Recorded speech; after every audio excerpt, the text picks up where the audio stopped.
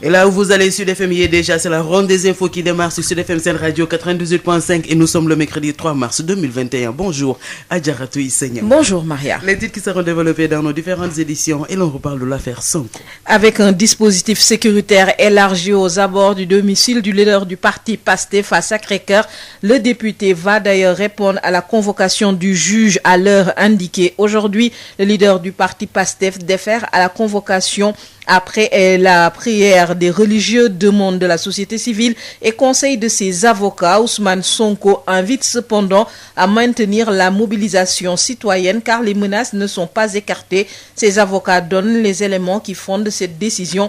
Argument à suivre dans nos éditions. Vaccination contre la fièvre jaune, 94% des objectifs atteints.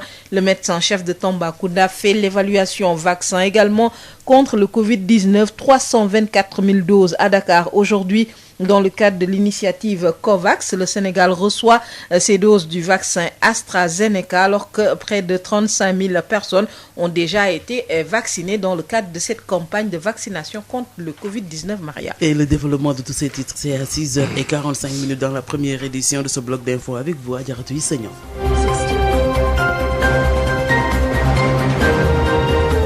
ginnaaw bi fanweeri simili ak ñett tegoo ci juróom benn waxtu salaamaaleykum Haj Maodo Faye. aleykum salaam soxna Maria. ziar la ba noppi tey ci àllarba ji ñetti fan ci weeru mars 2021 Ousmane Sonko la ñuy waxtaane kay gannaaw ba mu nangoone asalaamaaleykum dana wuy ji buur avocat ak itam lenn ci ñu yëngu ci wàllu diine waxtaan ak moom ak itamit lenn ci waa société civile ak avocat gën koo feddali mbir yooyu la mu ne nag itam moom dana dem itam ne tam na askan wi yëpp itam nañu rek daal di taxaw tem itam te xam ne moom wuy ji googu muy wuy ji itam donte tuuma teg nañ ko ci ndoddam itam lu ne mën na ci am daan ci dikk léegi déglu ci tamit ñi nga xam ne ñoo ko wër ci ay avocat ñi nga xam ni ñoom indi nañ ci ay leeral yu bëree bëri waaye teew na tax na tamit ci wetu fii ñu toll nii ci këram ak li ko gétti ba léegi wër ko ndomba karange gi fi ñu toll ni suba cuuy ñi ngi defee gaddaaral nekk ci gox yi nga xam ne moo féete ak kër Ousmane Sonko ci wàllu ñàkk yi jëm ci wàllu pays di fièvre jaune bi fi ñu toll nii téeméer bu nekk daanaka juróom-ñeent fukk yi ak ñeent jot nañ leen a ñàkk loolu nga xam ne moo doon seen yéene ca Tambacounda médecin ba fa nekk nee na loolu am nañ ko fi ñu toll nii ci seen yéene ci ñàkk yooyu la ngir dawale askan wi ci feebar boobu nga xam ne moo di fièvre jaune daan ci dikk léegi ci biir xabaar yi Covid-19 bi itam gannaaw ba nga xamee ne fi ñu toll nii lu mu gàtt-gàtt luy tolloog itam ñetti téeméer fukk ak ñeent ci ay dose war nañ ko amaat indi ko fii ci biir Ndakaaru jëm nag ci li nga xam ne moom la ñuy dem dubbee COVAX jëm itam ci ñàkk ni ñàkk askan wi loolu daañ ci dikk léegi toftal ci incha allah yeneen i xabaar ay ca fi léegi juróom-ñaari waxtu incha allah lay teewaat moom Haj Maodo Faye ngir yaatal gi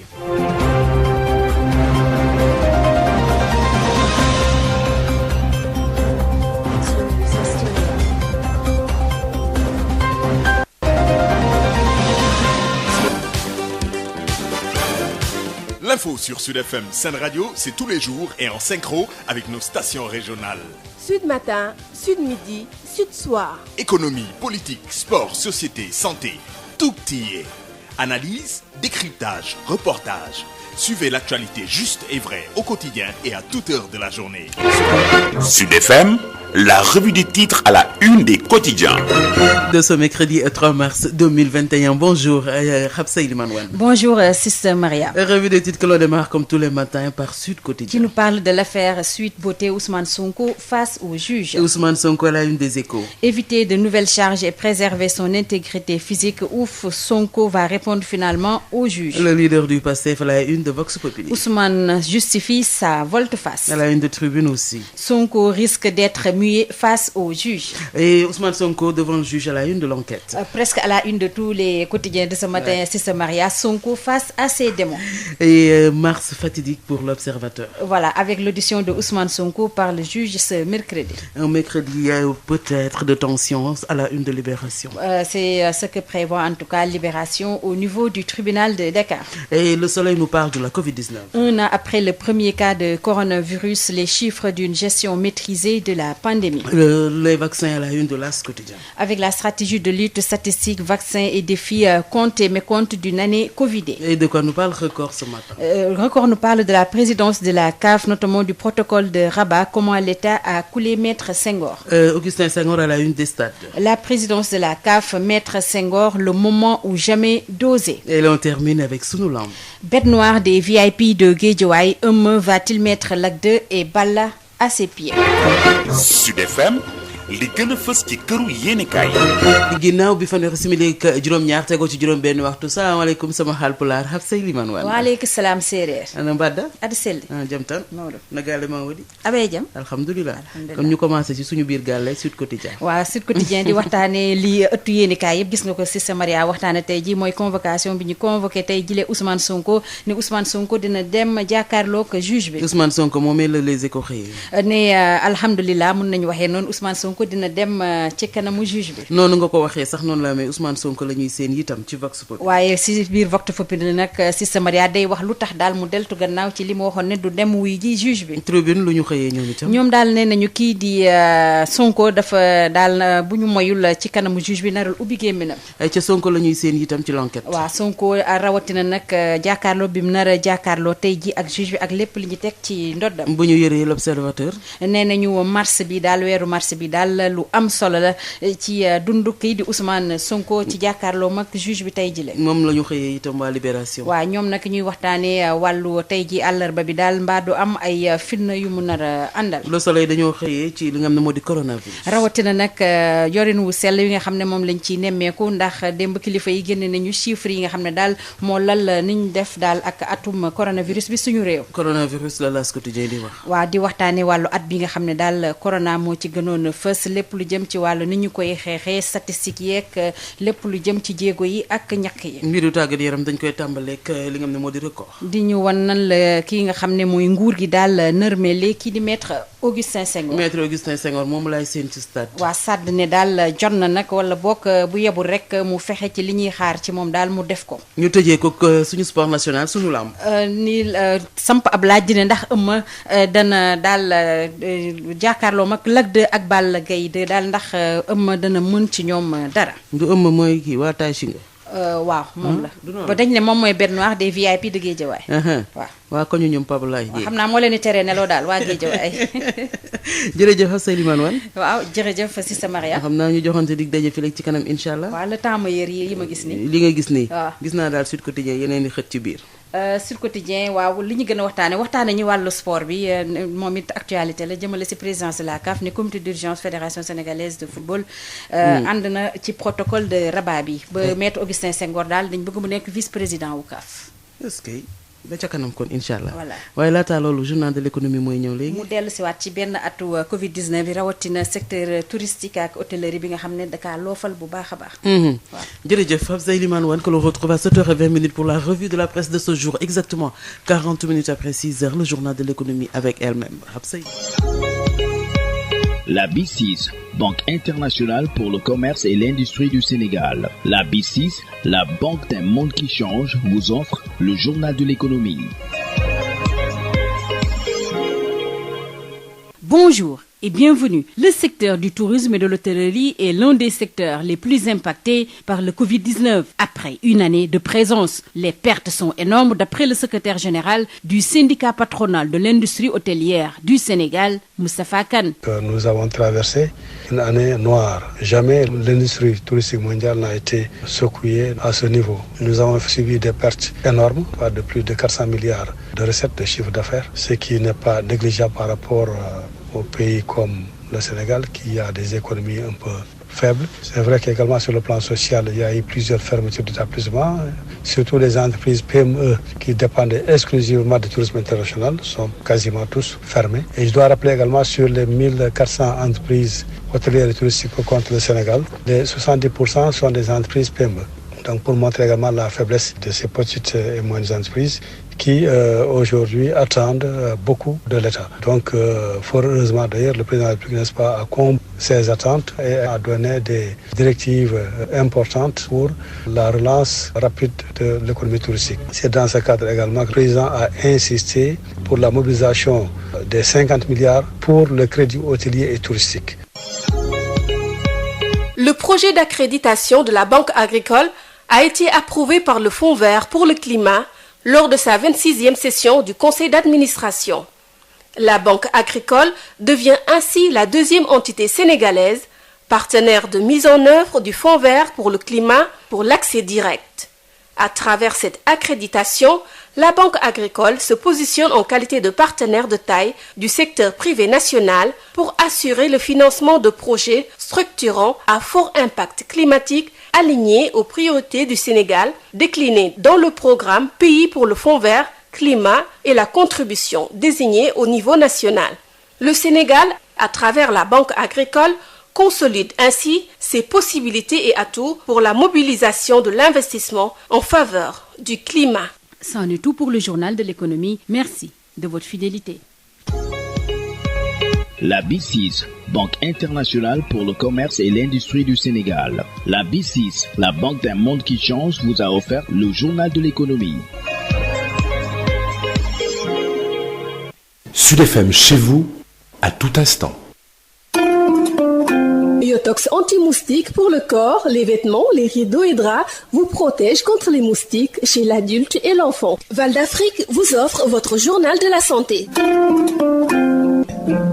Bonjour à tous et bienvenue. Après 12 mois de riposte contre la pandémie du Covid-19 au Sénégal, le ministre de la Santé et de l'Action sociale a tenu à rendre un hommage mérité au personnel de santé, aux forces de défense et de sécurité et à tous les agents de première ligne dans la riposte. Il a également félicité l'engagement communautaire des citoyens dans la lutte contre cette pandémie. Abdoulaye Diouf Sarr. Conformément aux orientations du chef de l'État, toutes les forces vives de la nation se sont mobilisés pour vaincre l'épidémie. Nos efforts conjugués ont hissé le Sénégal au rang de référence mondiale en matière de lutte contre la Covid-19. C'est la raison pour laquelle je réitère mes sincères remerciements à celles et ceux qui se sont toujours battus depuis 365 jours pour freiner la propagation du virus et prendre en charge les personnes atteintes de Covid-19. Je voudrais rendre un hommage vibrant au personnel de santé et d'action sociale, à nos forces de défense et de sécurité, à tous les agents de première ligne dans la riposte, mais aussi à chaque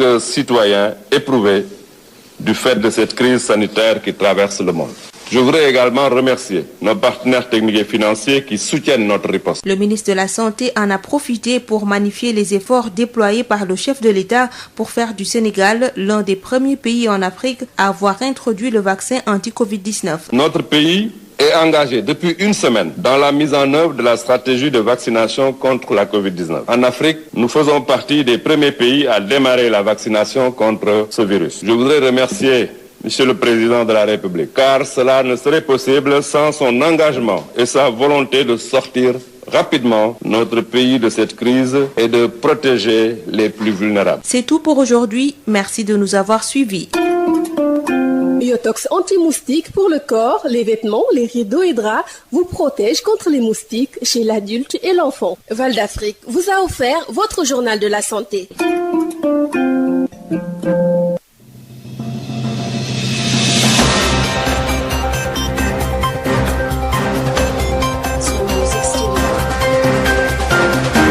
À l'instant donc, le journal de la santé présenté par Marie-Rosalie Ndiaye, 45 minutes après 6 heures, première édition de ce bloc d'information. Adjaratou Issegna, bonjour. Bonjour Maria. Finalement, Ousmane Sonko a accepté de déférer à la convocation. Le leader du parti PASTEF, le député Ousmane Sonko, va effectivement répondre à la convocation du juge à l'heure indiquée ce mercredi. Le leader du parti PASTEF défère à la convocation après la prière des religieux, demande de la société civile et conseil de ses avocats. Ousmane Sonko invite cependant à maintenir la mobilisation citoyenne car les menaces ne sont pas écartées. Ses avocats donnent les éléments qui fondent cette décision.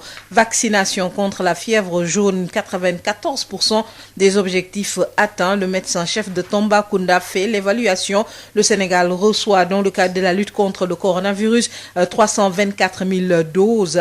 Aujourd'hui, c'est dans le cadre de l'initiative COVAX. Le Sénégal reçoit ainsi des doses du vaccin AstraZeneca alors que plus de 35 000 personnes ont déjà été vaccinées. Et le développement de tous ces titres, c'est juste après ceci. Sud Matin. Issegnan. Bonjour à tous. Pape Abdoulaye Dièye assure la mise en onde de cette édition que nous démarrons avec l'affaire Ousmane Sonko. Le leader du parti PASTEF va répondre à la convocation du juge du 8e cabinet aujourd'hui à 9h. Ousmane Sonko évoque les raisons qui motivent sa décision d'y vouloir éviter de tomber sous le coup du délit de rébellion en cas de refus de déférer à la convocation. Toutefois, il invite à maintenir la mobilisation citoyenne et révèle qu'il serait même visé sous le nom inconnu de X pour une autre procédure ouverte par le juge du premier cabinet. L'opposant continue de dénoncer un complot politique et accuse le président Macky Sall. Voici Ousmane Sonko au micro de Amadou Moustapha Dian. Tous, en tout cas, ont compris que à chaque étape de ce combat, il nous faut adapter une stratégie. Et c'est l'ensemble de ces recommandations qui nous ont permis d'aboutir à la décision que j'annonce que demain, à l'heure contenue dans la convocation, nous irons répondre, écouter le juge du premier cabinet. Mais cela ne veut absolument pas dire une abdication. Et j'appelle tout le monde à rester mobilisé parce que nous n'accepterons, mais absolument pas, aucune injustice, aucun forfait, aucune forfaiture par rapport à la gestion de ce dossier. J'interpelle notre police nationale.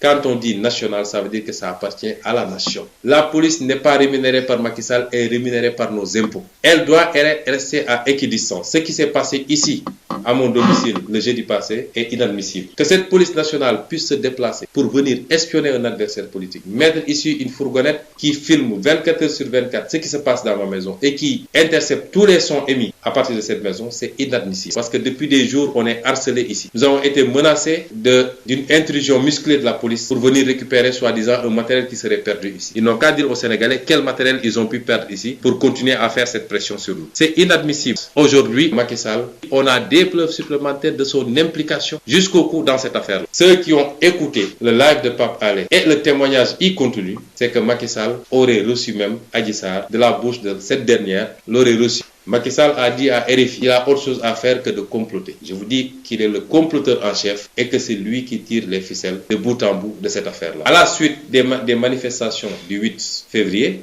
il y a eu pas mal d'arrestations. Aujourd'hui, on a 23 jeunes à Dakar et 13 à Ziguinchor qui ont été interpellés. Et le délit, le motif qu'on leur a collé, c'est appel à l'insurrection. Ils ont mis les 23 plus X. Et à Ziguinchor, ils ont mis les 13 plus X. Et depuis lors, nos avocats font le pied de grue pour que ces jeunes soient entendus. Le juge du premier cabinet refuse parce que qu'est-ce qu'il attend? Il attend que la procédure concernant Ousmane Sonko soit déclenchée pour qu'ensuite on dise que X est Ousmane Sonko. Et à partir de ce moment, ce dossier de viol qui est un dossier vide sera remplacé par un dossier sur l'appel à l'insurrection qui viserait à rattraper le coup puisqu'ils l'ont raté avec le complot ignoble de Macky Sall. Ousmane Sonko, le député leader du parti PASTEF qui va déférer à la convocation. Ses avocats confirment que le leader du parti PASTEF va répondre à la convocation du juge du 8e cabinet aujourd'hui à 9h. Le pool d'avocats revient sur les éléments qui fondent cette décision. Les précisions de Maître Bamba Sissé, un des avocats de Ousmane Sonko avec Amadou Moustapha Dian. L'honorable député Ousmane Sonko a reçu le 1er mars par le biais d'un de ses avocats ici présents une convocation du juge d'instruction du 8e cabinet près le tribunal de grande instance hors classe de Dakar. Cette convocation prévue pour la date du 3 mars 2021 à 9h vise comme objet une affaire le concernant. Le collectif des avocats, premièrement, conscient de la légèreté des accusations portées contre M. Ousmane Sonko. Deuxièmement, nonobstant toutes les violations de la loi, ainsi que les vices qui ont affecté la procédure et dont il entend tirer toutes les conséquences de droit. Troisièmement, soucieux d'empêcher que le refus de déférer à la convocation ne soit le prétexte à des provocations dont le seul but serait de lui imputer de nouvelles infractions, a estimé, après concertation, de conseiller à M. Ousmane Sonko de déférer à la convocation de demain matin. L'honorable député Ousmane Sonko a pris acte de ce conseil et avisera. Fait à Dakar le 2 mars 2021 par Maître Massokhna Kane, Maître Ciré Clédor Ly, Maître Cheikh Khoureyssi Ba, Maître Demba Ciré Bathily, Maître Youssoufa Camara, Maître Joseph Etienne Dione, Maître Mouhamadou Bamba Cissé, Maître Ousseynou Ngom, Maître Noumbé Wane et enfin Maître Djibi Diagne. Vous venez de suivre les propos de Maître Bamba Cissé, un des avocats de Ousmane Sonko, le leader du parti PASTEF, qui va déférer à la convocation du juge du 8e cabinet aujourd'hui à 9h. Malgré cette décision, le dispositif sécuritaire a été élargi aux abords du domicile du leader du parti PASTEF à Sacré-Cœur. La COSIDEP appelle à mettre l'école sénégalaise à l'abri de toute forme d'affrontement physique et idéologique. Dans une déclaration, la coalition manifeste son opposition à toute violation des franchises scolaires susceptibles de perturber psychologiquement les apprenants, de démotiver leurs enseignants ou de ruiner les affaires aux efforts des parents d'élèves et de la communauté éducative. La COSIDEP a constaté les signaux annonciateurs de perturbations qui risquent de corser la situation de l'école déjà suffisamment fragilisée par les effets de la Covid-19. Parlons de la campagne de vaccination contre la fièvre jaune. Donc 94% des objectifs de la campagne ont été atteints. Les autorités sanitaires du district de Tambacounda ont fait hier une première évaluation. Écoutons à ce propos le médecin-chef du district sanitaire de Tambacounda, Dr Tidiane Gadiaga, avec Boubacar Tamba. Nous avons eu à toucher une cible de 94% par rapport à ce qui était attendu. Donc ce qui fait que sur une cible de plus de 286 000 personnes qu'on devait vacciner contre la fièvre jaune, nous avons eu à vacciner donc 270 746 pour le moment. Juste rappeler également que nous espérions également avoir 95% de cette cible et d'ici l'évaluation régionale, Inch'Allah, donc ces 95% seront atteints. Actuellement, donc nous sommes à 94% de performance par rapport à cette campagne de vaccination contre la fièvre jaune. Ça veut dire que vous allez faire un ratissage?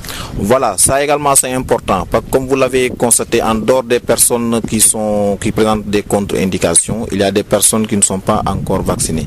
Et il faut qu'on donne également cette chance à ces personnes, d'où également l'importance de faire ce qu'on appelle des ratissages. Donc les personnes qui souhaiteraient également se faire vacciner contre la fièvre jaune et qui n'ont pas été vaccinées lors de cette campagne, on peut bel et bien donc les vacciner d'ici l'évaluation régionale qui est prévue au courant du mois de mars 2021.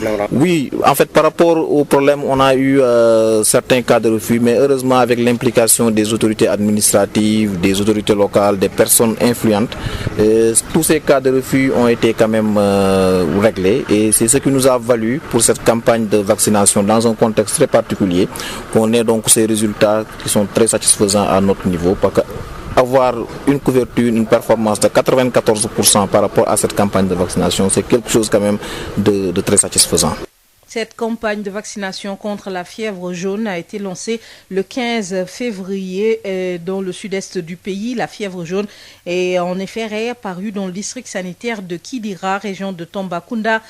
Donc 2 décès ont d'ailleurs été enregistrés. Autre campagne de vaccination en cours, il s'agit de la vaccination contre le Covid-19. Déjà 35 299 personnes ont été vaccinées en une semaine. Le Sénégal qui reçoit aujourd'hui un premier lot de vaccins dans le cadre de l'initiative COVAX. Le Sénégal réceptionne ce mercredi 324 000 doses de vaccins. Il s'agit du vaccin AstraZeneca. C'est donc dans la première phase d'expédition des vaccins anti-Covid dans le monde à travers l'initiative COVAX, alors que le Sénégal boucle un an de lutte contre la pandémie du coronavirus.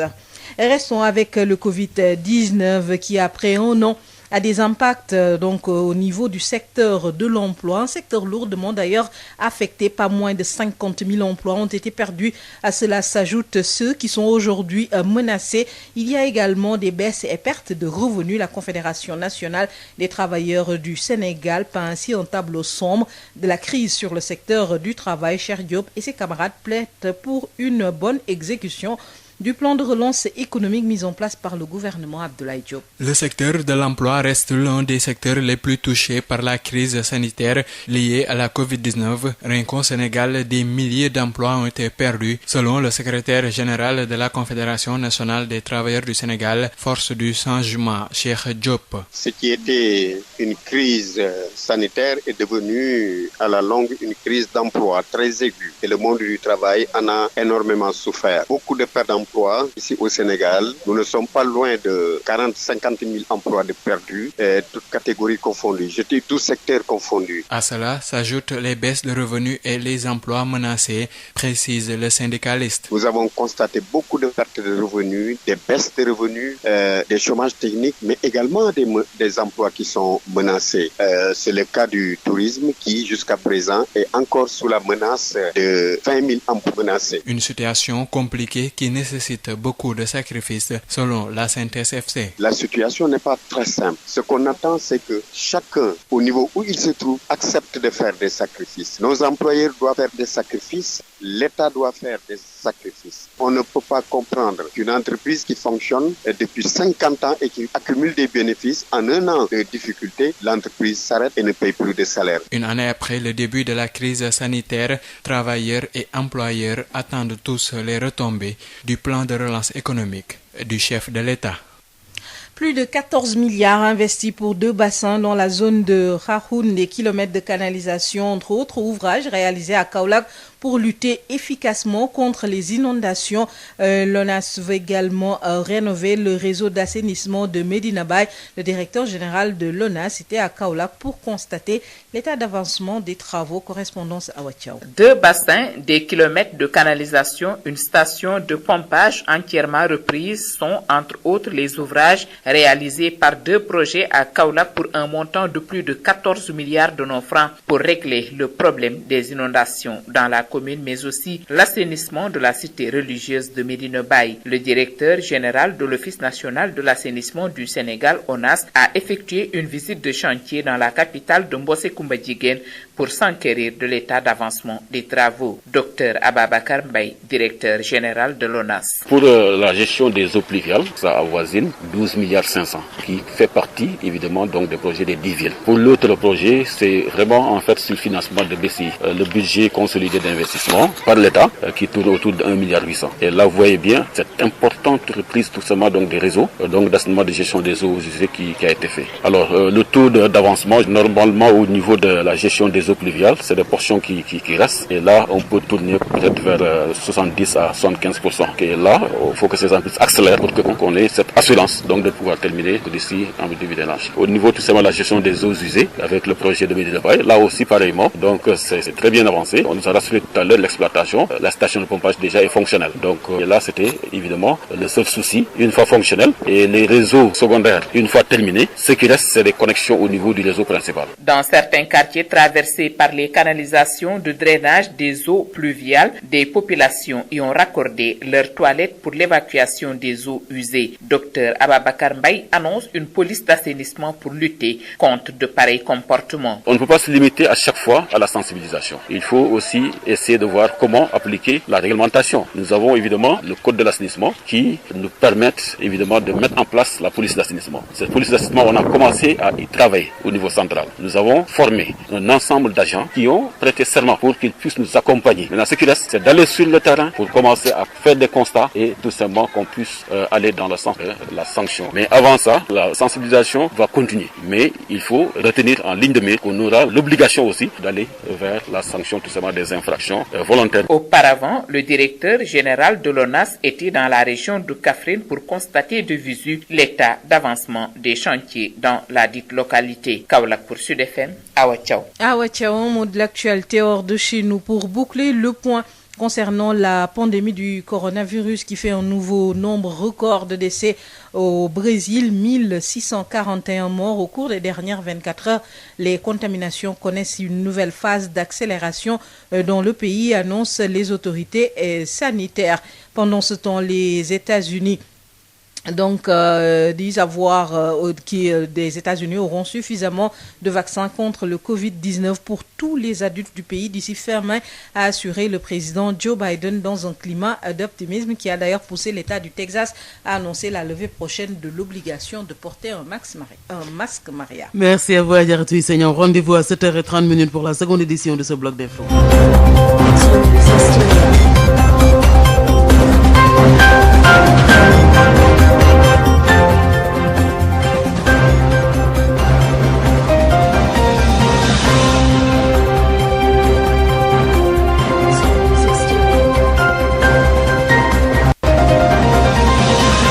Sud FM. Il est 7 heures.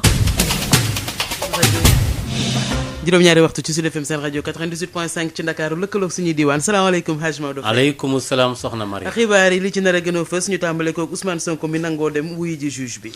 kay loolu asalaamaaleykum mbokk yi loolu nekk na loo xam ne lii lu jàppandal la gannaaw ba nga xamee ne kenn ci kilifam ci wàllu diine ji ak i tamit ñenn ci ay avocat am ak itam waa société civile bi kenn ku ci nekk itam yëkkata nga sa ay kaddu ngir itam loolee Ousmane Sonko daal di koy nangu na ko nag tey jii la fas yéene dem wuy ji ki nga xam ne moo ko fas yéene dékk ay nopp mu daal di koy déglu daan ci dikk léegi ci biir xabaar yi toftal ci itamit wàllu ñàkk yi fi ñu ci jot a toll fële ci boor yi Tambacounda pays bi di tawat joo xam ne ji fièvre zone lañ ko duppee téeméer bu nekk juróom-ñeent fukk yi ak ñeent fi ñu toll nii ñàkk nañu leen lañ ca bëggoon ñoom nee ñu am nañ ko Covid 19 bi itam nee ñu ci wàllu coronavirus bi maanaam luy tolloog ñetti téeméeri junni ak ñaar fukk ak ñeent yoo xam ne ci ay dose yooyu ci COVAX bi del siyaat na ngir itam ñu war cee mën a ñàkk askan wi loolu daan ci dikk léegi daan ci toftal incha allah yeneen i xabaar ay jëbu ñu taaxirloo mu daal di yaatal moom Hadj Maodo Faye.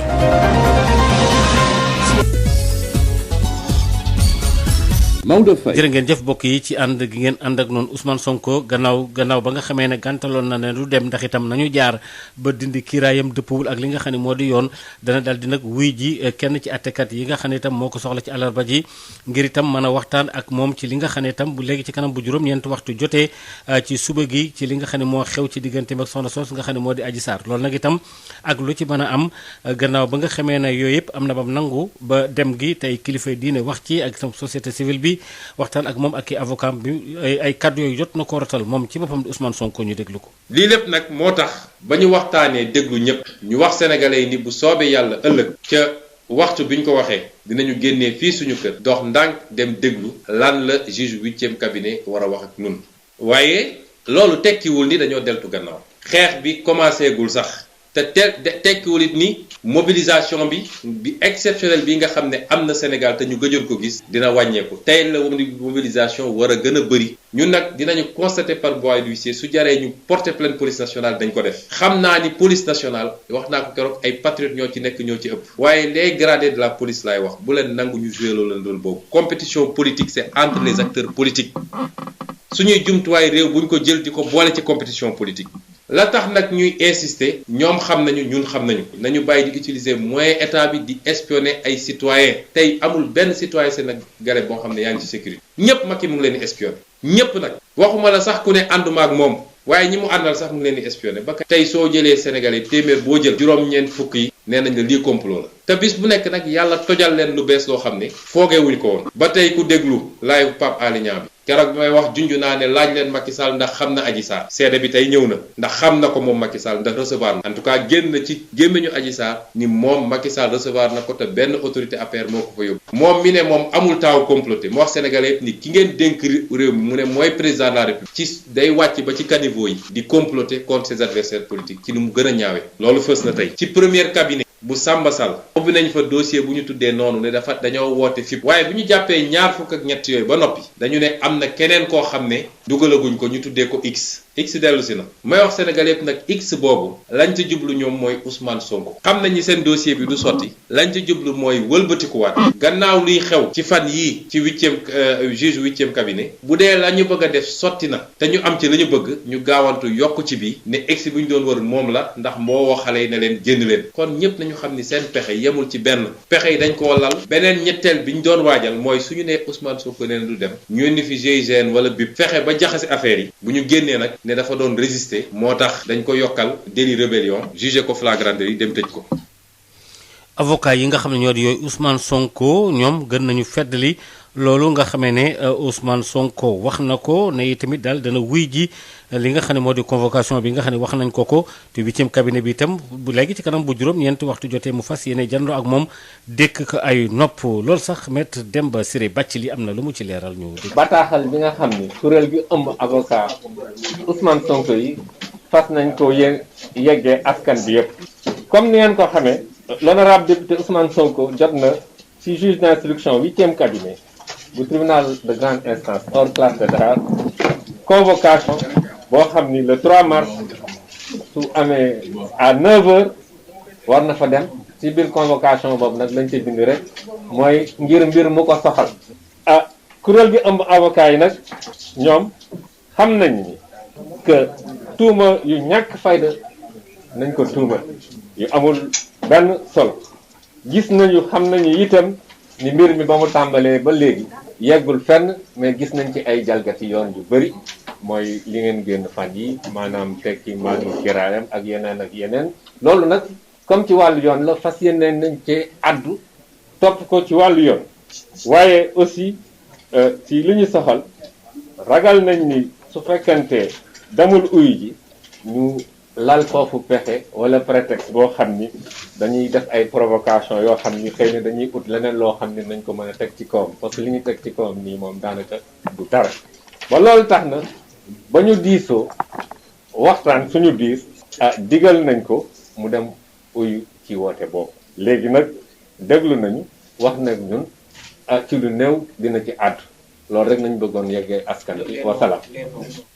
juróom-ñaari waxtu moo dem ba feggoog luy tollook juróom-ñaari minute ci yeneen i fànn yu teel wàllu xabaar yu COSYDEP di mbootaay gi nga xamee ne dañu yëngu ci lépp loo xam ne aju na ci wàllu aar njàng mi ak école yi ñoom nag yëkkati nañ benn communiqué di xamale ne daal fii nu toll nii école bi moom dañ ko rek daal di war a mën a aar ci lépp loo xam ne aju na ci wàllu jàppante wala xuloo xeex ak loo xam ne bu ñu ko fa dugalee ay yëngu-yëngu koy rëq-rëq loolee su keroogee mën naa dikk ci bopp xale bi ba wala mu doon jàng dootu ko mënati maanaam jàppante beeg xuloo beeg fekk ay ñu jàngale ñu leen di jàpp ci biir école yeeg yu demee noonu le loolu dañ ko war a bàyyi te tamit fexe daal ba école bi nekk ëtt boo xam ne bi bu dal lay doon suñu tënkee kaddu ñi nga xam ne ñoo bokk ci waa COSYDEP ndax itam ñoom ñi ngi naqar li nga xam ne amoon na fële ca Cabrousse benn professeur boo xam ne bii dañ ko fekk muy jàngale yu daal di koy jàpp te loolu waxuñu ci jàpp gi waaye day indi ay jafe-jafe sax ci ñi nga xamee ne ñoom ñooy sàkku xam-xam te nekk ci bérébu daara yooyu la ci wàllu ñàkk yi waaye nag ci feebaru zone bi fii nu toll nii téeméer bu nekk juróom-ñeent fukk yi ak ñeent ci campagne bi loolu mujj nañ ko daal di am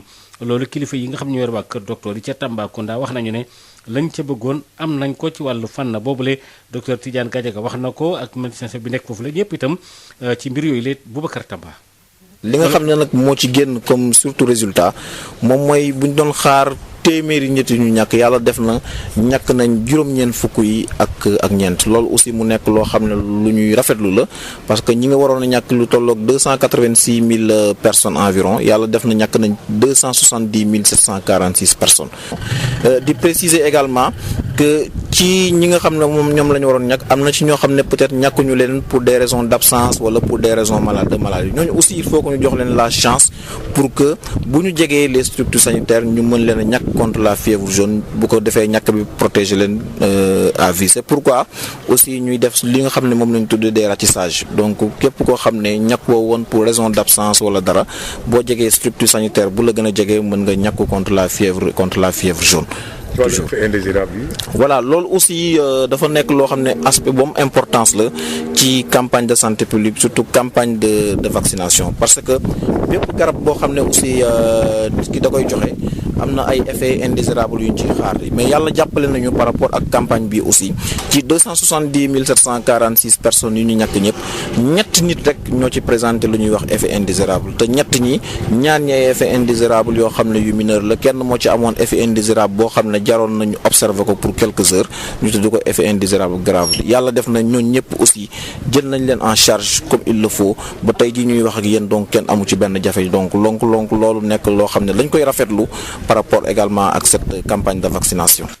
fukki fan ak juróom ci weeru février la ñu lancé woon la ñu tàmbali woon campagne boobu nga xam ne moo jëm ci wàllu loolu nga xam ne moo di ñàkk askan wi tollu juróom-ñetti téeméeri junni ci diwaanu Tambacounda Kédougou yooyu yëpp nam fièvre zone bi lañ fa doon dafa feeñoon feeñ googu nag moo tax na tamit ci benn béréb bu fajukaay bi nekk foofu la ca Kidira nekk ci diwaanu Tambacounda ñeent sax ñoo xam ne jotoon nañ leen fa xayma ak ñaar ñoo xam ne ñàkk nañ ci seen bakkan diwaan boobu yëpp nag fii nu toll nii fexe nañ daal ba mbir yi daal di nekk lu jàppandal luy tolloog juróom-benn téeméeri junni ak ñeent fukk ak ñaar yu toftalu ñeent téeméer ak juróom fukk ak juróom ci ay nit yoo xam ni ay personnes âgées lañ leen duppee romb juróom-benn fukki at yàlla jëm ca kaw ñoom ñëpp tamit wax nañu ne daal tamit war nañ leen a daal di ñàkk ni nga xam ni la ko kilifa yooyu waxee te it fi mu toll ni taxaw nañ ci loolu ba mu nekk lu daal di jàppandal COVAX bi tamit fi mu toll ni am na lim boo xam ne bi jot na ci daal di dellusiwaat itam loolu nag dafa jëm ci wàllu coronavirus bi ak itam ñàkk gën ci war a ñàkk askan wi atum lëmm gannaaw ba nga xamee ne mbas mi jaar na fi ba léegi am na ci béréb yu bari yoo xam ni daf ko daal di féqatal sanaxal ko itam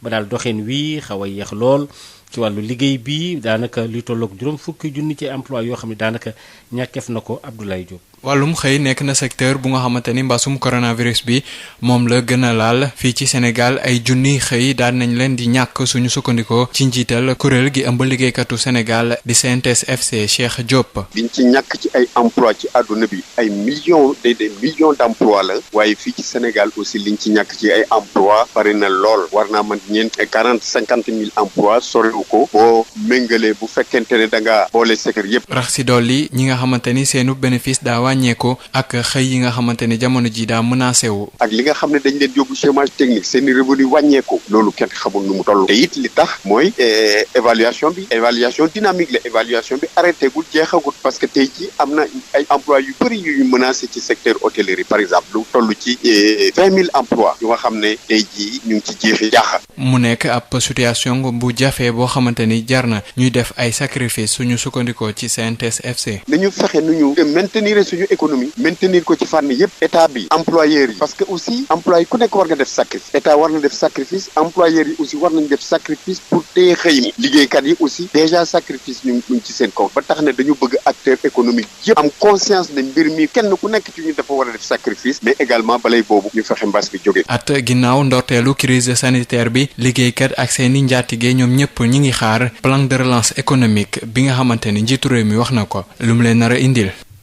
lu tolloog fukki milliards ak ñeent yoo xam ne dugal nañ ko ci ñaari bassin yoo xam ne ay bassin yoo xam ne dafa nekk ca xaaxun nekk tamit ay kilomètres yu bëree bëri yoo xam ne dañ fa def ay canal ay xunt yoo xam ne ak yeneen bërëbu liggéeyukaay ca Kaolack ak li ko wër ngir xeexe ko lépp loo xam ne aju na ci wàllu maanaam waame mi ndox mi inondation yeeg yu demee noonu le daal fexe daal ba seetal ko laabal ko itam mu def ab réseau boo xam ne bii loolu la ñu duppee ci tubaab assainissement fële tamit ca Medina Baye directeur général bu ONAS ma nga woon ca boori Kaolack ak li ko wër ngir xool liggéey boobu li awa caw ñaari bassin ay kilomètres canalisation benn station de pompage boo xamee ne si defaraat nañ ko ba mu bees tàq day loolu bokk na ci ouvrage yi nga xamee ne si ñaari projet def nañ ko ci Kaolack ñu def ci nag lu ëpp fukk ak ñeenti milliards ci suñu xaalis ngir saafara wàllu mbënd mi wala waame mi ci biir commune bu Kaolack waaye itam defaraat bu baax assainissement wu dëkk bu sell bi nekk Medina Baye directeur général bu office national de l'assainissement du Sénégal di ONAS ñëwoon na def fi ab nemmeeku ngir xam liggéey yi fan la toll fii ci capitale bu Mbossé Kumba Jigéen docteur Ababacar Mbaye directeur général bu ONAS. benn projet bi mooy gestion eau pluviale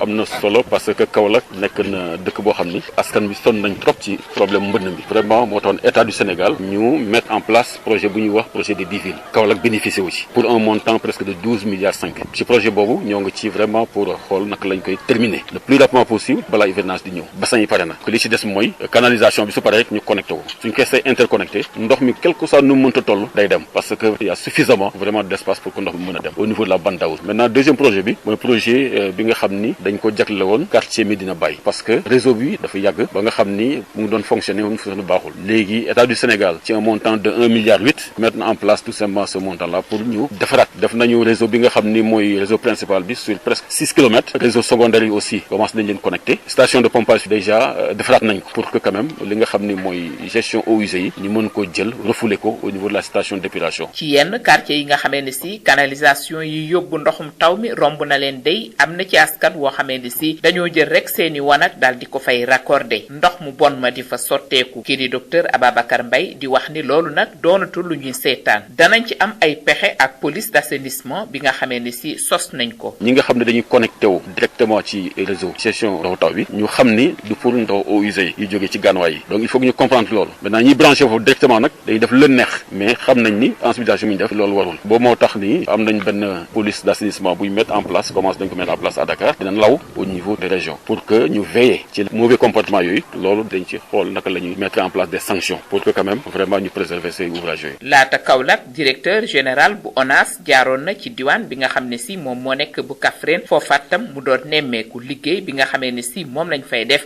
fu mu toll ci chantier yi Awa Thiaw doon jokkoo ak yéen fii ci diwaanu Saloum pour Sud FM. fexe ba wàññi wala wàññeeku accident yi faral di am ay lor nit di cee lori benn ONG boo xam ne bii West Africa la ñu ko duppee ñoom fax nañu ne daal bëgg nañ ci dugal daal seen kéemtalayal kattan ba loolee nekk itam lu jàppandal tuuti sëy lii di charrette yi ñoom dañ leen di faral di tudd ci accident de la circulation yi ñu nemmeeku ne léeg-léeg ñi koy dawal duñu xam code de la route wala sax mu nekk ay xale yoo xam ne mënuñu ci dara. ONG Partners West Africa moom fas yéene dugal loxoom gunge nguur gi ci li nga xam ni moom lay xeex accident de la circulation yi professeur Aïdara Ndiaye bokk ci kuréel gi. secteur hippomobile bi foog ñu dooleel ko ndax suñu doom yi ñoo fi nekk ak suñu frères yi te secteur boo xam ne dafa bokk ci économie bi la bokk. état bi certes mu ngi def ay jéego li ñu bëgg mooy fii ak fukki at maanaam tali bi li muy rey ñu xaaj ko ci digg bi mais bu ñu jàppee ne que pour xaaj ko ci digg bi dañ ko war a jàpp juste oto yi fàtte charrette yeex fàtte jakarta yi donc état du Sénégal objectif bi nga xamante ne dañ ko atteindre duñ ko am looloo tax ñu ñëw fii. dawalkatu charrette yi nag rafetlu lool lu ne mel. tudd Ousmane Sall nekk président des regroupements des charrettes commune de Touba. mosuñoo gis benn ONG bu jël initiative am ñëw di xeex insécurité routière commencé ko ci base bi. suñu secteur bi nekk na secteur boo xam ni insécurité bu ëpp ci la ne manque de lan formation amu fa aussi ay xale ñoo fa ëpp aussi am na mag ñu fa ne ñoo xam ne daanaka sax boo dee xool xale yee leen tane. kon loolu formation la laaj ci biir commune bi aussi de Touba nga xam ne tey boo dee xool lim la ko wax ne 30 000 la mooy 18 000 yi ay fas lan 12 000 yi mbaam lan secteur la boo xam ni secteur bu jar a bàyyi xel la. maa ngi tudd Malick Wele président association des charrettes Mbacké. waaw am nañu yaakaar ne ni ñu ko bëggee fekk amee nañu ko noonu xam-xam bi ñu jëlee fii bu ñu demee incha allah dañu séddale yeneen mbokk yi fa nekk si ñëwaguñu kenn ku nekk nag ara ba nga nekk ñu lay talal loxo nga ñëw ñi fi jëlee xam-xam bi ñëw ci ko xam-xam bi. ñu toll nag ci 26 yoo xam ni tàggat nañ leen ngir ñu mën a tàggat ñeneen ba li nga xam ni moom lañ ci séntu ñu mën koo am tuuti say Mbacké Sud FM. bokk yi kon foofu la ñuy dal di taxawandi. jërëjëf Hadj Maodo Faye ñu jox la dig daje incha allah juróom-ñetti waxtu ngir yeneen ci xibaar ci yaatu. Exactement 17 minutes après 7 heures. Si vous venez de nous prendre en cours, vous suivez nos programmes sur la 98.5 à Dakar, en synchro avec toutes nos stations régionales. Vous nous suivez aussi sur www.sudfmsenradio.com ainsi que sur notre chaîne YouTube en direct Sud FM Sen Radio, 18 minutes après 7 heures. Sud FM Sen Radio 98.5, vous nous écoutez en direct sur YouTube. Seconde édition de ce bloc d'information. Adjaratou Seigneur de retour en studio. Bonjour. Bonjour Maria. Et l'on reparle de l'affaire Sonko, le dispositif sécuritaire au niveau de la cité Keur Gorgui. Dispositif renforcé et élargi ce matin, un important dispositif aux abords du domicile d'Ousmane Sonko à Sacré-Cœur. Constat sur place, nous retrouvons Josette Kali. Josette, bonjour. Josette Kali. Josette Kali, que nous retrouvons dans un instant, qui revient sur le dispositif sécuritaire aux abords du domicile du leader du parti PASTEF à Sacré-Cœur. Le dispositif en place depuis l'éclatement de cette affaire a été ce matin non seulement renforcé, mais élargi avec des barrières bien visibles, des conséquences déjà sur la circulation. Josette Kali, bonjour, vous avez fait le constat ce matin. Bonjour Issegna, tout à fait, nous sommes sur place. Tout d'abord, comparé aux autres jours, il y a une nette augmentation du dispositif de force de l'ordre qui était là depuis l'éclatement de l'affaire des policiers bien dans leur combinaison à 7h et quelques d'intervention près des caisses remplies de gaz de lacrymogène. Et pour ce qui est des barrières qui étaient un peu proches du domicile de Ousmane Sonko, ce matin, elles ont été placées au-delà des ruelles. Elles ont multiplié et il est quasi impossible aussi d'entrer à la cité Keur Gorgui pour accéder au rond-point de la dite-cité. Notez qu'il y a les entrées sont filtrées et il faut répondre à beaucoup de questions de ces policiers-là pour accéder et même montrer sa pièce d'identité nationale, créant ainsi un énorme embouteillage puisque les voitures qui ne savaient pas que ces ruelles-là sont barrées, pour éviter les embouteillages, venez ici et retournez encore. Et il faut aussi signaler que ici le dispositif est bien en place. Les policiers sont là, bien parés pour répondre à certaines manifestations s'il y a lieu. Merci beaucoup, Josette Kali. Un dispositif sécuritaire renforcé et élargi aux abords du domicile de Ousmane Sonko à Sacré-Cœur. Dispositif également renforcé un peu partout dans la capitale. Signalons qu'au niveau de Sacré-Cœur, le dispositif a été mis en place au lendemain des affrontements notés aux abords du domicile du leader parti PASTEF. Cela fait suite à l'éclatement de cette affaire. Ousmane Sonko, accusé de viol et menace de mort, est convoqué ce matin par le juge du 8e cabinet à 9h. Ousmane Sonko va déférer à la convocation.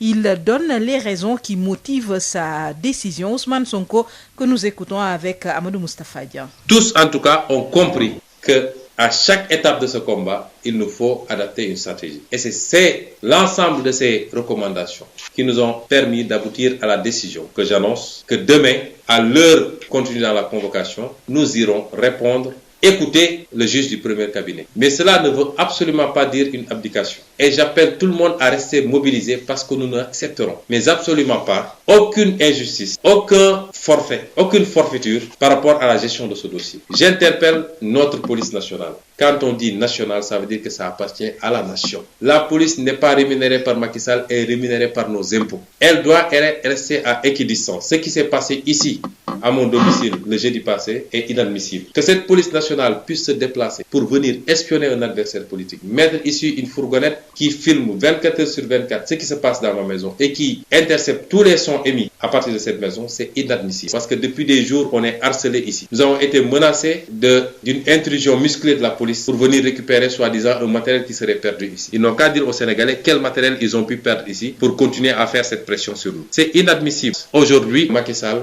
on a des preuves supplémentaires de son implication jusqu'au cou dans cette affaire-là. Ceux qui ont écouté le live de Pape Alé et le témoignage y contenu, c'est que Macky Sall aurait reçu même Adji Sarr de la bouche de cette dernière, l'aurait reçu. Macky Sall a dit à RFI, il a autre chose à faire que de comploter. Je vous dis qu'il est le comploteur en chef et que c'est lui qui tire les ficelles de bout en bout de cette affaire-là. À la suite des manifestations du 8 février, il y a eu pas mal d'arrestations. Aujourd'hui, on a 23 jeunes à Dakar et 13 à Ziguinchor qui ont été interpellés. Et le délit, le motif qu'on leur a collé, c'est appel à l'insurrection. Ils ont mis les 23 plus X. Et à Ziguinchor, ils ont mis les 13 plus X. Et depuis lors, nos avocats font le pied de grue pour que ces jeunes soient entendus. Le juge du premier cabinet refuse parce que qu'est-ce qu'il attend? Il attend que la procédure concernant Ousmane Sonko soit déclenchée pour qu'ensuite on dise que X est Ousmane Sonko. Et à partir de ce moment, ce dossier de viol qui est un dossier vide sera remplacé par un dossier sur l'appel à l'insurrection qui viserait à rattraper le coup puisqu'ils l'ont raté avec le complot ignoble de Macky Sall.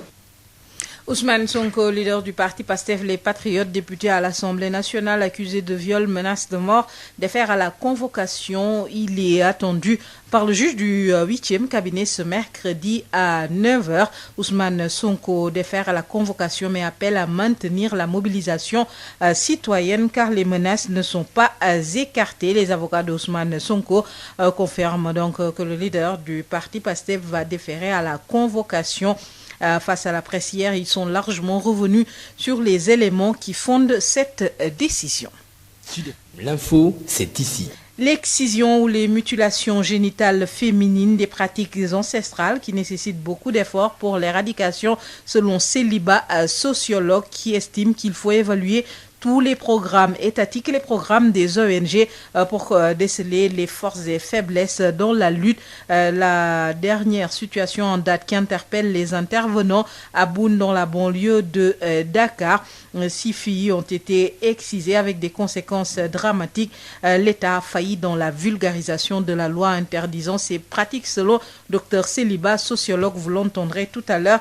Elle sera l'invitée de ce matin avec Maria. Initiative COVAX dans le cadre de la campagne de vaccination contre le Covid-19. Le Sénégal reçoit un lot de 324 000 doses du vaccin AstraZeneca. Aujourd'hui, c'est donc dans le cadre de la première phase d'expédition des vaccins anti-Covid. Le Sénégal qui lutte maintenant depuis plus d'1 an contre la pandémie du coronavirus avec des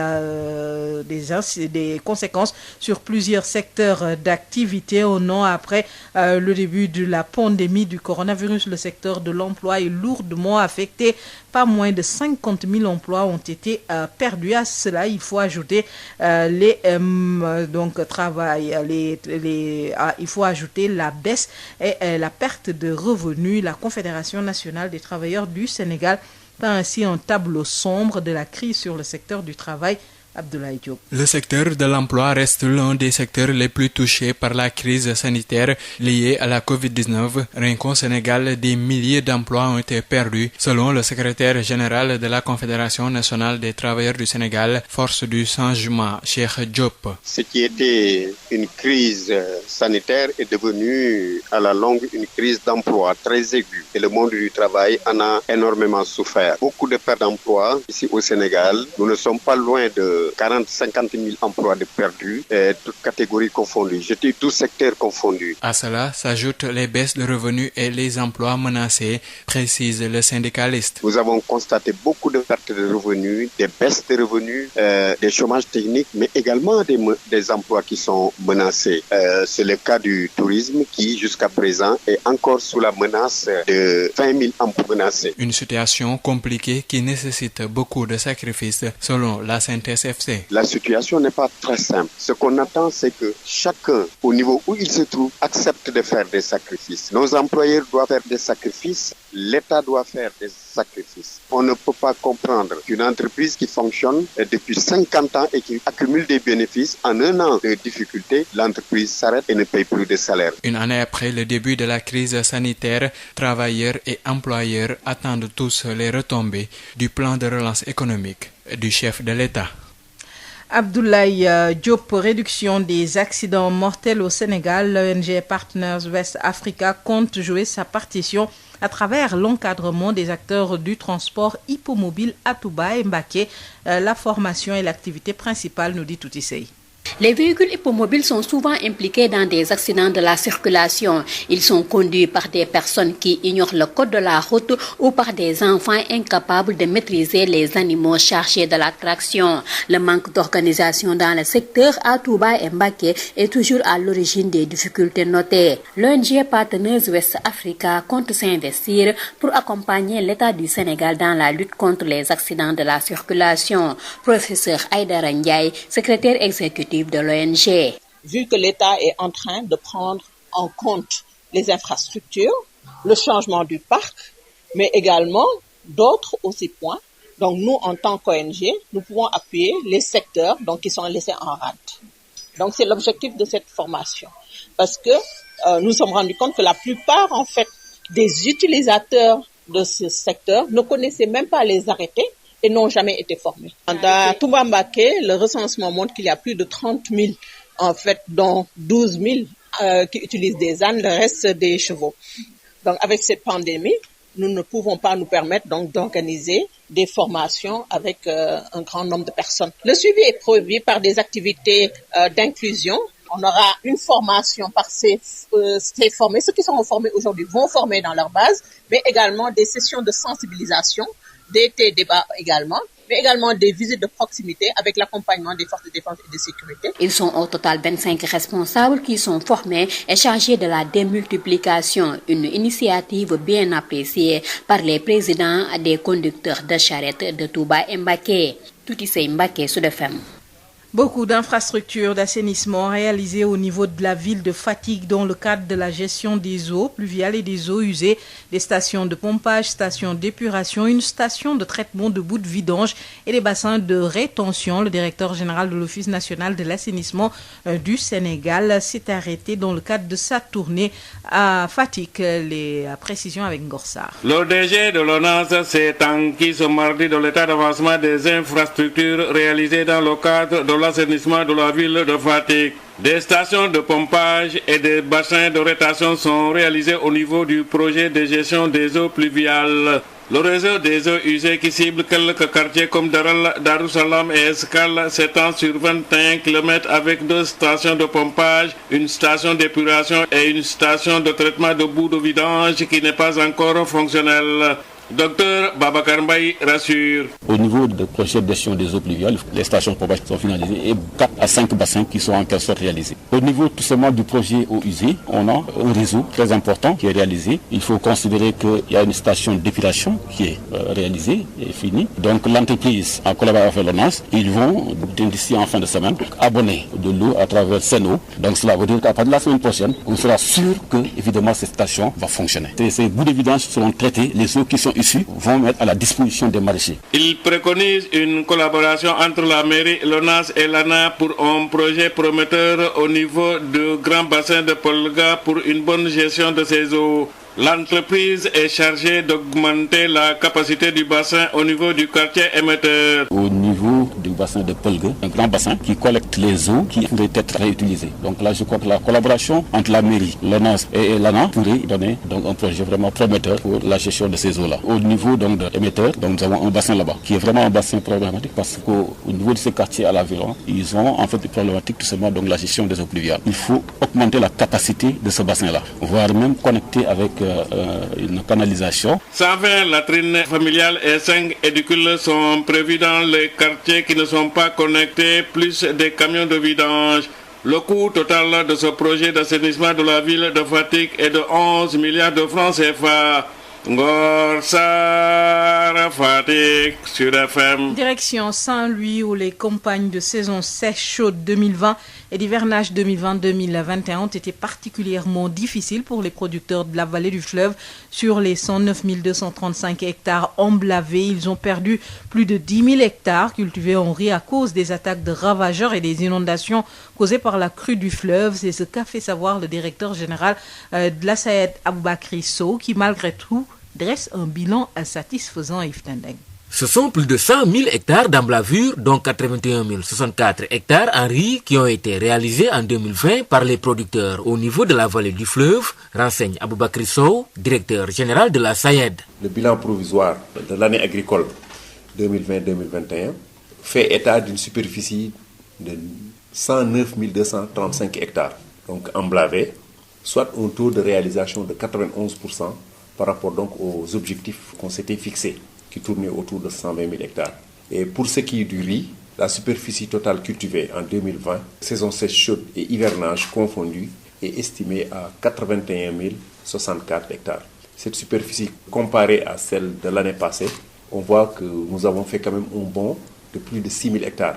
Ça me paraît quand même important. Ces campagnes ont été cependant parsemées d'obstacles pour les producteurs de la vallée qui en ont perdu plus de 10 000 hectares d'emblavure en riz. Ces sinistres sont occasionnés d'une part par des inondations à la suite donc des pluies diluviennes qu'on a enregistrées de l'année passée et des inondations dues aussi par la crue donc du fleuve Sénégal et d'autre part par une invasion extraordinaire de rats et de piqueurs suceurs. Des difficultés qui n'avaient pas laissé indifférentes les autorités étatiques, poursuit-il. Les autorités ont pris quand même des mesures extrêmement importantes.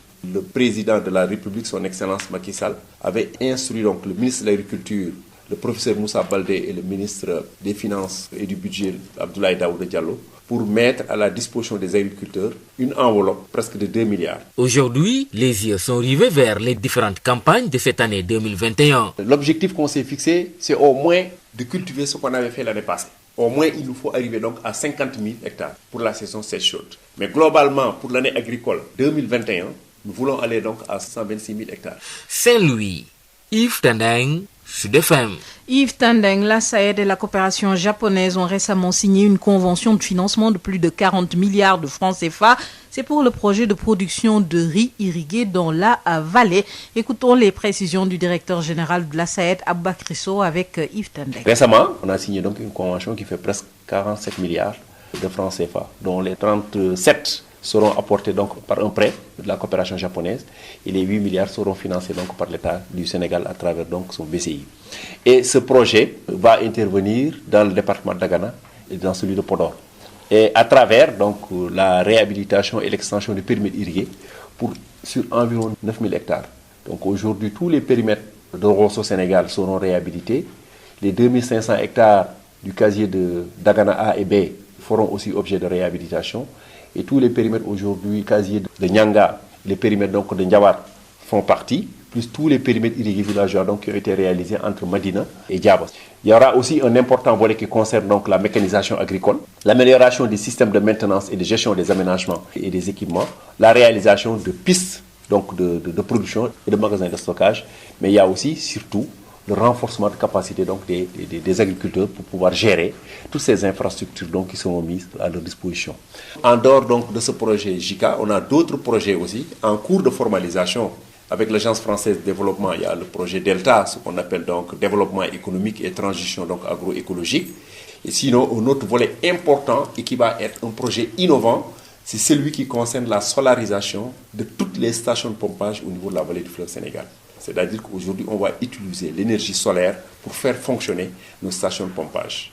Comme vous le savez, l'électricité, l'énergie coûte excessivement cher aux agriculteurs. Et si on arrive aujourd'hui à solariser ces stations de pompage, c'est presque 30% de charges qui vont complètement donc disparaître dans le compte d'exploitation, ce qui fera que notre riz va devenir beaucoup plus compétitif. Les propos recueillis par Yves Tandeng, accès universel à l'eau potable à Sandiara, la commune vient de boucler la première phase des travaux d'adduction d'eau potable dans le cadre du projet dénommé Course contre la soif. Des ouvrages vont permettre l'accès à l'eau de 25 villages sur 33 de la circonscription. Les précisions avec notre correspondant sur place, Moustapha Sall. Vraiment content nañu lool, population bi content nañu lool ndax loo xam ne moom lañ doon ñaan ay ati. C'est la joie des populations des villages de Faylar, Louli-Benteñe, Madat, Kouch, entre autres, qui voient de l'eau couler dans les robinets. Elles sont désormais accès à l'eau potable. Chef du village de Faylar, c'est une vieille doléance qui vient d'être résolue par le maire.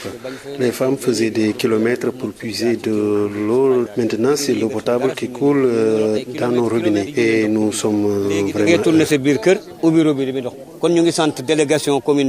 Le maire de Sandiara a réceptionné des ouvrages qui ont permis l'accès à l'eau de 25 villages de sa circonscription. C'est dans le cadre de la première phase des travaux d'adduction d'eau potable du projet Course contre la soif, Dr Serigne Gueye Diop. C'est un jour historique. Aujourd'hui, nous avons 25 villages sur 32 qui ont des robinets. Et ça, c'est la première phase. Ça, c'est la phase 1 de ce qu'on appelle le projet Course contre la soif, que j'avais démarré moi-même en 2014 en offrant 35 millions à la mairie de Sandiara, ce qui a permis à 300 familles d'avoir de l'eau à Sandiara d'abord. Et ce projet a continué avec notre partenaire Vivre en Brousse de Clermont-Ferrand. Vous savez, j'ai toujours dit que l'eau et l'électricité, c'était des droits humains. Alors notre objectif, c'est régler à 100% avant la fin de l'année l'accès à l'eau et l'accès à l'électricité. Le maire n'a pas manqué d'inviter les populations à s'acquitter du paiement des factures d'eau. L'édile de Sandiara annonce dans la même veine la deuxième phase du projet Course contre la soif avec un coût global de 250 millions.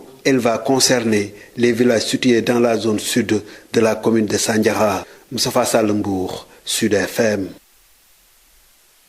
Merci Moustapha Sall. Restons dans la région pour parler des échanges sur les mécanismes de répartition et utilisation des fonds issus du secteur minier. L'antenne régionale de la coalition publiée ce que vous payez partage à Darou Khoudoss sur les questions avec les collectivités locales impactées. Un rappel aussi à l'État pour diligenter la question, nous dit Babacar Sow. Versement non encore effectif des retombées financières des fonds issus du secteur minier sur les mécanismes de répartition et d'utilisation de ces fonds au niveau de Darou Khoudoss, Mboro, Mewan et Taïba Ndiaye, les 4 collectivités territoriales impactées dans le département de Tivaouane. L'antenne régionale de la coalition publiée ce que vous payez à Thiès en conclave à Darou Khoudoss revient sur le fonds de péréquation et d'appui aux collectivités territoriales et les montants dont bénéficient ces 4 collectivités territoriales impactées du département de Tivaouane par rapport à l'enveloppe contribuée par la région de Thiès. Abdoul Aziz Diop, coordonnateur régional de la coalition, publie ce que vous payez à Thiès. Échanger avec eux sur les mécanismes de répartition et d'utilisation des différents fonds issus du secteur minier, notamment le fonds de péréquation et d'appui aux collectivités territoriales qui s'élève pour l'année fiscale 2019 à 5,215 milliards pour le niveau national, parce que les mines ne sont pas des compétences transférées. Pour la région de Thiès, première région minière du Sénégal, en termes d'implantation et de contribution, ces fonds de péréquation s'élèvent à 542 millions pour les 53 collectivités territoriales de la région de Thiès, avec Darou Khoudoss 100 millions, Mboro 4 millions, Meouane 43 millions, Taïba Ndiaye 3 millions. Alors que la région a contribué à hauteur de 63 milliards sur les 161 milliards générés par le secteur extractif en 2019, niveau national. Un rappel à l'État sénégalais, l'enveloppe due à ces collectivités territoriales impactées au Sénégal, mais aussi le fonds d'appui au développement local, pas encore versé à ces collectivités territoriales. Abdoul Aziz Diop. Mais rappelez que l'État doit l'ensemble des collectivités au titre du fonds de péréquation et d'appui aux collectivités territoriales des arriérés de 2010 à 2018. Mais le second fonds, c'est le fonds d'appui au développement local. Article 115 du Code minier, 0,5% du chiffre d'affaires annuel hors taxe des entreprises en exploitation qui doit être versé. C'est une disposition très pertinente, mais qui n'est pas effective depuis l'entrée en vigueur de ce nouveau code de 2016. Tivaouane, Babacar Sow pour CFM. Merci Babacar Sow, c'est tout pour cette seconde édition, Marie. Merci à vous, Adjaratou Seigneur, de nous l'avoir présenté. Session d'information que l'on va compléter avec l'invité. Sud Matin, l'invité du jour. Excision ou mutilation génitale féminine, on en parle avec notre invité qui affirme qu'il faut beaucoup d'efforts pour éradiquer ces pratiques ancestrales et qu'il faudrait aussi évaluer tous les programmes étatiques et des ONG pour connaître les forces et faiblesses de cette lutte. Le docteur Céliba, sociologue, est avec Birama Ndiaye. Nous sommes avec Madame Céliba, vous êtes sociologue. Nous avons vu que ces temps-ci, la pratique de mutilation génitale ou l'excision a été récemment constatée dans la banlieue. Qu'est-ce qui est à l'origine de ce phénomène et pourquoi les gens continuent de la pratiquer? Voilà, donc peut-être préciser que c'est une pratique culturelle, donc purement culturelle, donc qui est pratiquée par certaines communautés. Et aujourd'hui, on voit que c'est dans les zones frontalières où on a plus la forte prévalence, donc à Matam, donc Bakel, Kédougou, Kolda, Ziguinchor. Donc même si le Sénégal a une loi interdisant l'excision depuis 1999, on voit qu'aujourd'hui, dans ces zones-là, la prévalence quand même reste assez importante. Et même aujourd'hui, en milieu urbain, à Dakar, on s'est rendu compte que cette prévalence avait augmenté parce qu'à Dakar, c'est un cocktail dans la banlieue où nous retrouvons ces différentes ethnies qui pratiquent. Et ça a montré en tout cas que les zones urbaines étaient assez en rade, donc les activités étaient beaucoup plus ciblées dans les zones rurales. Bref. Les zones frontalières ont plus de prévalence, c'est lié à ces communautés, mais aussi c'est lié au fait que c'est des zones assez poreuses parce que les autres pays qui nous entourent aussi, il n'y a pas cette loi, donc du coup, on peut exciser son enfant dans d'autres pays, donc la Gambie ou dans d'autres qui n'est pas interdit, et voilà, et le ramener au pays. Et ce qui même pousse aujourd'hui ces acteurs à développer des activités transfrontalières pour pouvoir éradiquer cette question. Donc, c'est une pratique culturelle qui à l'origine devait protéger la fille. On enlève le clitoris, en tout cas tous ces parties, pour que la fille puisse rester vierge, puisse se protéger, etc. Donc l'idée c'est plus une question de protection pour que la fille puisse ne pas être attirée par les hommes, les garçons, etc. Donc voilà, c'est parti de là. Mais à la longue, on s'est rendu compte que c'est devenu un problème de santé publique, tout simplement. Il y a beaucoup de femmes aujourd'hui qui rencontrent des problèmes durant l'accouchement, etc. Voilà. Quel est le taux d'excision au niveau national? Au niveau national, ça tourne, bon, c'est les chiffres de l'ANSD, hein, ça tourne autour de 20-30% au niveau national, mais sachant qu'il y a des disparités parce qu'il y a certaines zones où on peut aller jusqu'à plus de 80% de taux d'excisé, tout simplement. La loi existe, qu'est-ce qu'elle prévoit? Des sanctions. La loi sanctionne tout simplement. Mais donc c'est une pratique culturelle. Et ces pratiques culturelles, pour moi, c'est beaucoup plus fort que la loi juridique, que le droit positif. Elles ont la peau dure. Donc il y a une loi qui est là, mais la pratique continue. Et en termes de dénonciation, je pense qu'il n'y a que 2. Depuis la loi de 99 jusqu'à aujourd'hui, il n'y a que 2 dénonciations de cas. Donc, on dit que les gens ne dénoncent pas du tout. Donc ça ne facilite pas le travail des politiques publiques. Donc, les populations même ne coopèrent pas. Donc ça aussi, c'est très difficile. Et aussi, dans certaines communautés, jusqu'à maintenant, la femme excisée occupe une place très importante. Une femme qui n'est pas excisée dans certaines communautés n'a même pas le droit de cuisiner, en fait. Donc, il y a ces préjugés, pesanteurs socioculturels qui pèsent toujours, qui font qu'aujourd'hui, la femme excisée dans certaines communautés est fortement valorisée. Et ça, malgré les les activités des ONG, en tout cas les actions qui sont en train d'être mises en œuvre. C'est vrai qu'il y a beaucoup d'avancées, mais il y a beaucoup de choses aussi qui restent à faire. Et aussi évaluer les abandons, des déclarations d'abandon. Il faut les évaluer. Il faut évaluer les déclarations. Ça aussi, je pense que c'est un travail qu'il faudrait faire. Évaluer ces communautés qui ont abandonné. Donc il faut suivre. Est-ce que finalement ils ont définitivement abandonné ou elles ont repris? Donc je pense qu'à ce niveau-là, il est extrêmement important d'évaluer ça.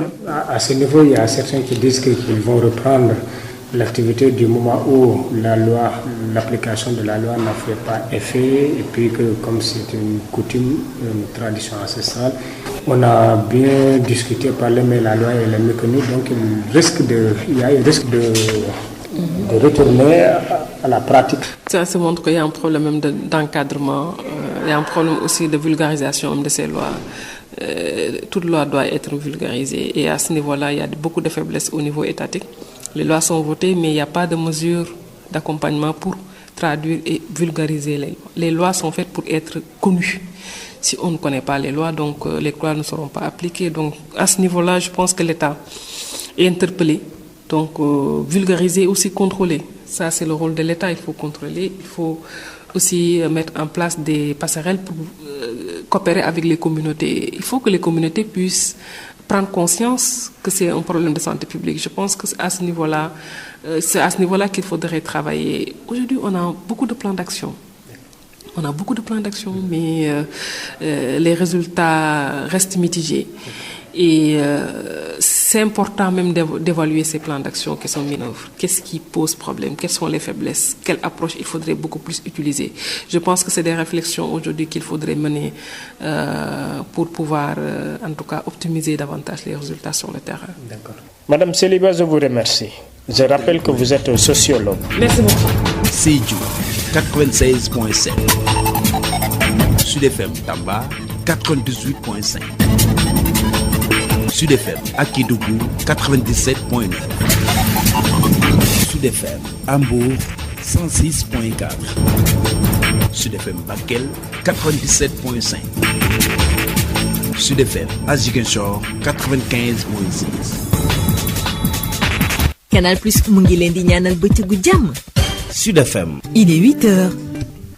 juróom-ñetti waxtu ci Sud FM seen rajo 98.5 ci Ndakaaru lëkkaloog suñuy diiwaan salaamaaleykum. aleykum salaam soxna Maria. fii lee ñu nekk ci fi nga xam ne moo di cité kër góor gi mel na ni kaaraange gi dafa gën a yokk. waaye moom kay asalaamaaleykum dañ koo ñàkk ba wutal ko ab géppan ndax fi nu toll nii gaa ñi dañoo jataru takku laxasoo yi tamit boole ci ay daamar yoo xam ni daanaka kiiraange gi ak kaaraange gi yëpp daanaka boo xoolee dañ koo bopp tegale fa ci loolu sax moo tax fi nu toll nii ñoom yéene na yollu daal di jëm a jokkoo ak Josette Kali fu yëf yi toll.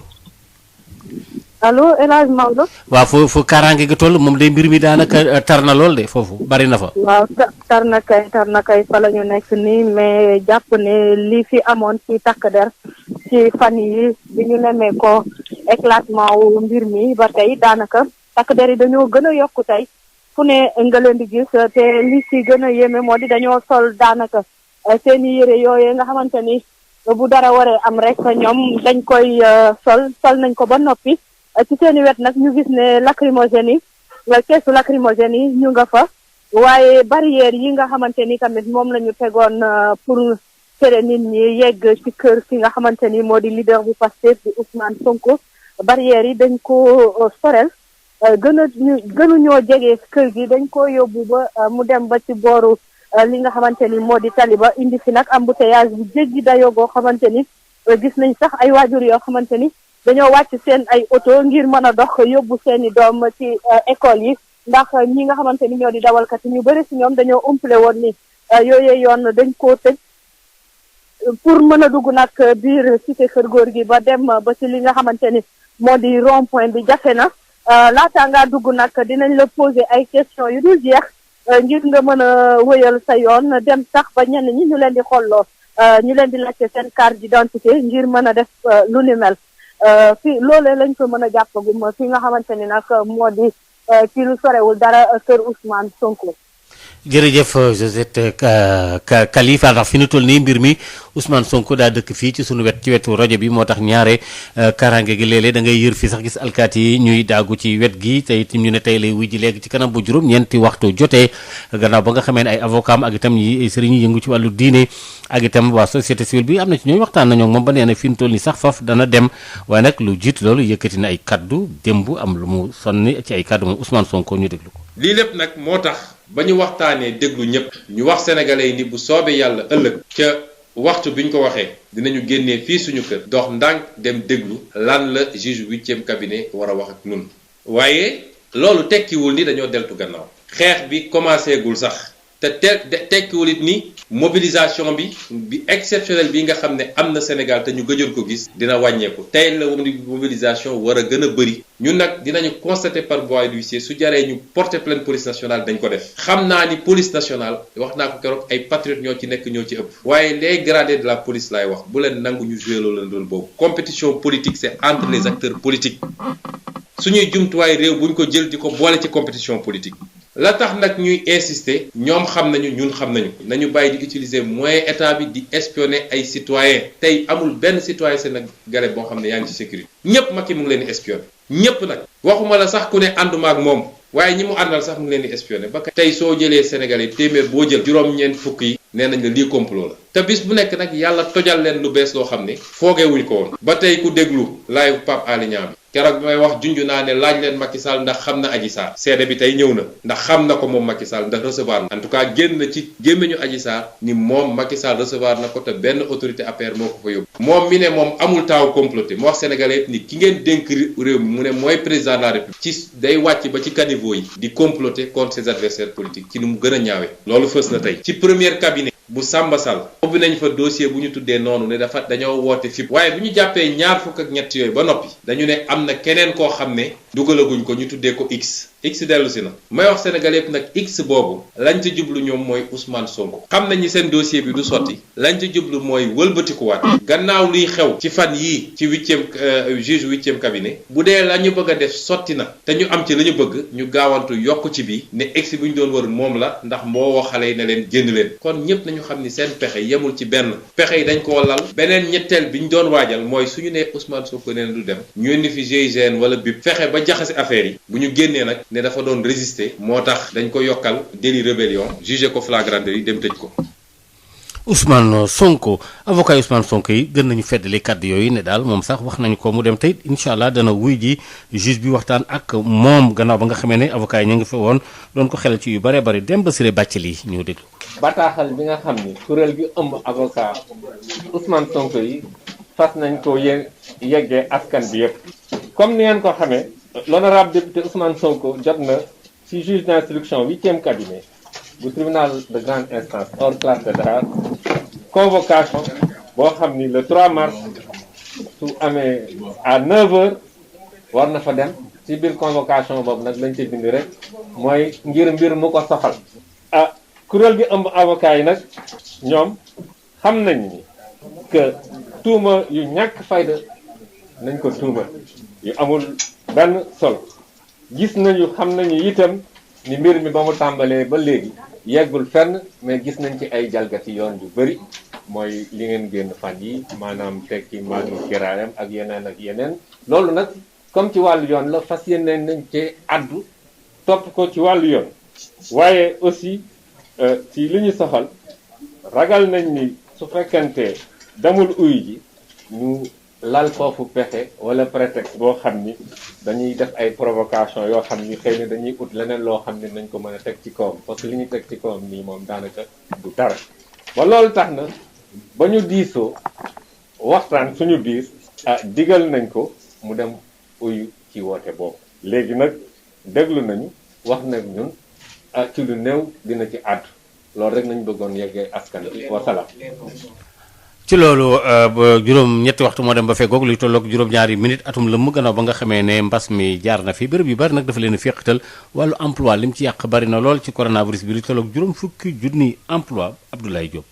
wàllum xëy nekk na secteur bu nga xamante ni mbasum coronavirus bi moom la gën a laal fii ci Sénégal ay junni xëy daan nañ leen di ñàkk suñu sukkandikoo ci njiital kuréel gi ëmb liggéeykatu Sénégal di CNTS FC Cheikh Diop. liñ ci ñàkk ci ay emploi ci àdduna bi ay millions des millions d'emplois la waaye fii ci Sénégal aussi liñ ci ñàkk ci ay emploi bari na lool war naa mën 40-50 000 emplois soriwu ko boo méngalee bu fekkente ne da nga boole secteur yépp. rax si dolli ñi nga xamante ni seenu bénéfice daa wàññeeku ak xëy yi nga xamante ni jamono ji daa menacé wu. ak li nga xam ne dañ leen yóbbu chômage technique seeni revenu wàññeeku loolu kenn xamul nu mu toll te it li tax mooy évaluation dynamique la évaluation bi arrêté gul jeexagut parce que tey ji am na ay emplois yu bëri yu menacé ci secteur hôtellerie par exemple lu toll ci 20 000 emplois yu nga xam ne tey ji ñu ngi ci jeexi jaaxa. mu nekk ab situation bu jafe boo xamante ni jar na ñuy def ay sacrifice suñu sukkandikoo ci CNTS FC. nañu fexe nu ñu maintenir suñu économie maintenir ko ci fànn yépp état bi employeurs yi parce que aussi employé ku nekk war nga def sacrifice état war na def sacrifice employeurs yi aussi war nañ def sacrifice pour téye xëy mi liggéeykat yi aussi déjà sacrifice ñu ngi ci seen kaw ba tax ne dañu bëgg acteur économique yépp am conscience ne mbir mi kenn ku nekk ci ñu dafa war a def sacrifice mais également balay boobu ñu fexe mbas bi jóge. at ginnaaw ndorteelu crise sanitaire bi liggéeykat ak seeni njaatige ñoom ñëpp ñi ngi xaar plan de relance économique bi nga xamante ni njiitu réew mi wax na ko lu mu leen nar a indil. lu leen nar a indil ci loolu yi tamit ci wàllu fexe ba wàññi accident yi ci wàllu fas yeeg ba si fii ci diwaanu Njaaréem ak li ko wër Touba ba Mbàkke tuuti sëy am ñu mu ci waxal am na benn ONG boo xam ne bu fas yéene leen cee jàppale tuuti sëy. lii di charrette yi ñoom dañ leen di faral di tudd ci accident de la circulation yi ñu nemmeeku ne léeg-léeg ñi koy dawal duñu xam code de la route wala sax mu nekk ay xale yoo xam ne mënuñu ci dara. ONG Partners West Africa moom fas yéene dugal loxoom gunge nguur gi ci li nga xam ni moom lay xeex accident de la circulation yi professeur Aïdara Ndiaye bokk ci kuréel gi. secteur hippomobile bi foog ñu dooleel ko ndax suñu doom yi ñoo fi nekk ak suñu frères yi. te secteur boo xam ne dafa bokk ci économie bi la bokk. état bi set mu ngi def ay jéego li ñu bëgg mooy fii ak fukki at maanaam tali bi li muy rey ñu xaaj ko ci digg bi mais bu ñu jàppee ne que pour xaaj ko ci digg bi dañ ko war a jàpp juste oto yi fàtte charrette yeex fàtte jakarta yi donc état du Sénégal objectif bi nga xamante ne dañ ko atteindre duñ ko am looloo tax ñu ñëw fii. dawalkatu charrette yi nag rafetlu lool lu ne mel. Ousmane Sall nekk président des regroupements des charrettes commune de Touba. mësuñoo gis benn ONG bu jël initiative am ñëw di xeex insécurité routière commencé ko ci base bi. suñu secteur bi nekk na secteur boo xam ni insécurité bu ëpp ci la ne manque de lan formation amu fa aussi ay xale ñoo fa ëpp aussi am na mag ñu fa ne ñoo xam ne daanaka sax boo dee xool xale yee leen tane. kon loolu formation la laaj ci biir commune bi aussi de Touba nga xam ne tey boo dee xool. lim la ko wax ne 30 000 la mooy 18 000 yi ay fas lan 12 000 yi mbaam lan secteur la boo xam ni secteur bu jara bàyyi xel la. maa ngi tudd Malick Wele président association des charretiers Mbacké. waaw am nañu yaakaar ne ni ñu ko bëggee fekk amee nañu ko noonu xam-xam bi ñu jëlee fii bi ñu demee incha allah dañuy séddoo yeneen mbokk yi fa nekk si ñëwaguñu. kenn ku nekk nag ara ba nga nekk ñu ne talal loxo nga ñëw ñi fi jëlee xam-xam bi ñëw ci ko xam-xam bi. ñu toll nag ci 25 yoo xam ni tàggat nañ leen ngir ñu mën a tàggat ñeneen ba li nga xam ni moom lañ ci séntu ñu mën koo am. tuuti say Mbàkke Sud FM. tuuti ñu ngi lay jaajëfal bu baax a baax am na jumtukaay yu bari yoo xam ne def nañ ko ci wàllu assainissement ca fële nga xam ni moo boor féeteeg boori Fatick ak li ko wër ci wàllu ndoxu taw yeeg yu demee noonu le directeur général bi sax bi jiite ONAS mi ngi woon ci gox yooyu le Ngor Sarr. directeur général bu ONAS day seet si woon na tolluwaayu liggéey bi ñu jagleel assainissement bu ville bu Fatick. tabax nañ ay station de pompage ak juróomi bassin ci projet bi nga xamante ne moom mooy jokk pour xeex mbon mi am at bu nekk. bu dee réseau bi dem ci wàllu ndox yu bon yi nag te mu soxal yenn quartier yi mel ni Daaru Salaam Daral wala boog Escale te gudduwaayam toll ci 20 kilomètres ak benn jot nañ fa am ñaari station de pompage benn station d'épuration ak beneen station bi nga xamante ne ndox yu bon yi lañ fay traité waaye itam doxagul ba léegi docteur Babacar Mbaye nag ne li ni mel itam dina jeex ay bés bi di ñëw. projet buy jël en charge ndoxu taw bi dem na ba réaliser 4 à 5 bassins yoo xam ni day permettre collecter ndox mi nga xam ni mooy ruisselé ci quartier yi. ci projet gestion des eaux usées am nañ benn station d'épuration bu ñu réalisé pare na station de pompage aussi ñu ngi fi fonctionnel comme bu eau pluviale mais am nañ benn station bu ñuy wax station de traitement de boue de vidange jël nañ ay mesures début de semaine au plus tard ñu mën a raccorder station bi traitement de boue de vidange ak le réseau de Sen'Eau pour que kii bi mën a fonctionner. mu ne it lëkkaloo war na am diggante mairie bi ak ONAS ak ANAS su ko defee ñu mën a am benn projet bu am solo ci bassin de rétention bi nekk Pël ga limal ni yarum jën entreprise bi nag dina gën a yokk itam bassin bi nekk ci quartier bi ñuy wax émetteur ndax ba léegi saa yu tawee itam dafay ball. benn bassin bi nga xam ni mooy bassin Pël ga li mu jël ci ndox am na solo lool mairie bi ak ONAS avec l'agence aquaculture dañu xool est-ce que mën nañu ko exploiter pour ñu mën a produire li ñuy wax ay jën ci bassin boobu quartier émetteur foofu aussi amoon na jafe-jafe trop ci problème mbënn mi mais bassin boobu ñuy réglé foofu réglé wul si problème bi mais li ñu préconiser avec l'ensemble des acteurs mooy ñu yokk capacité bi ba nga xam ni ndox mi du ko gaaw fa sax. téeméeri wanag ak ñaar fukk la ñu fas yéene tabax ci quartier yi nga xamante ne connecté wuñ leen waaye it dana am ay camions de vidange. projet assainissement bu ville bu Fatick liñ ci jot a dugal toll na ci fukk ak benn milliard ci suñu koppar.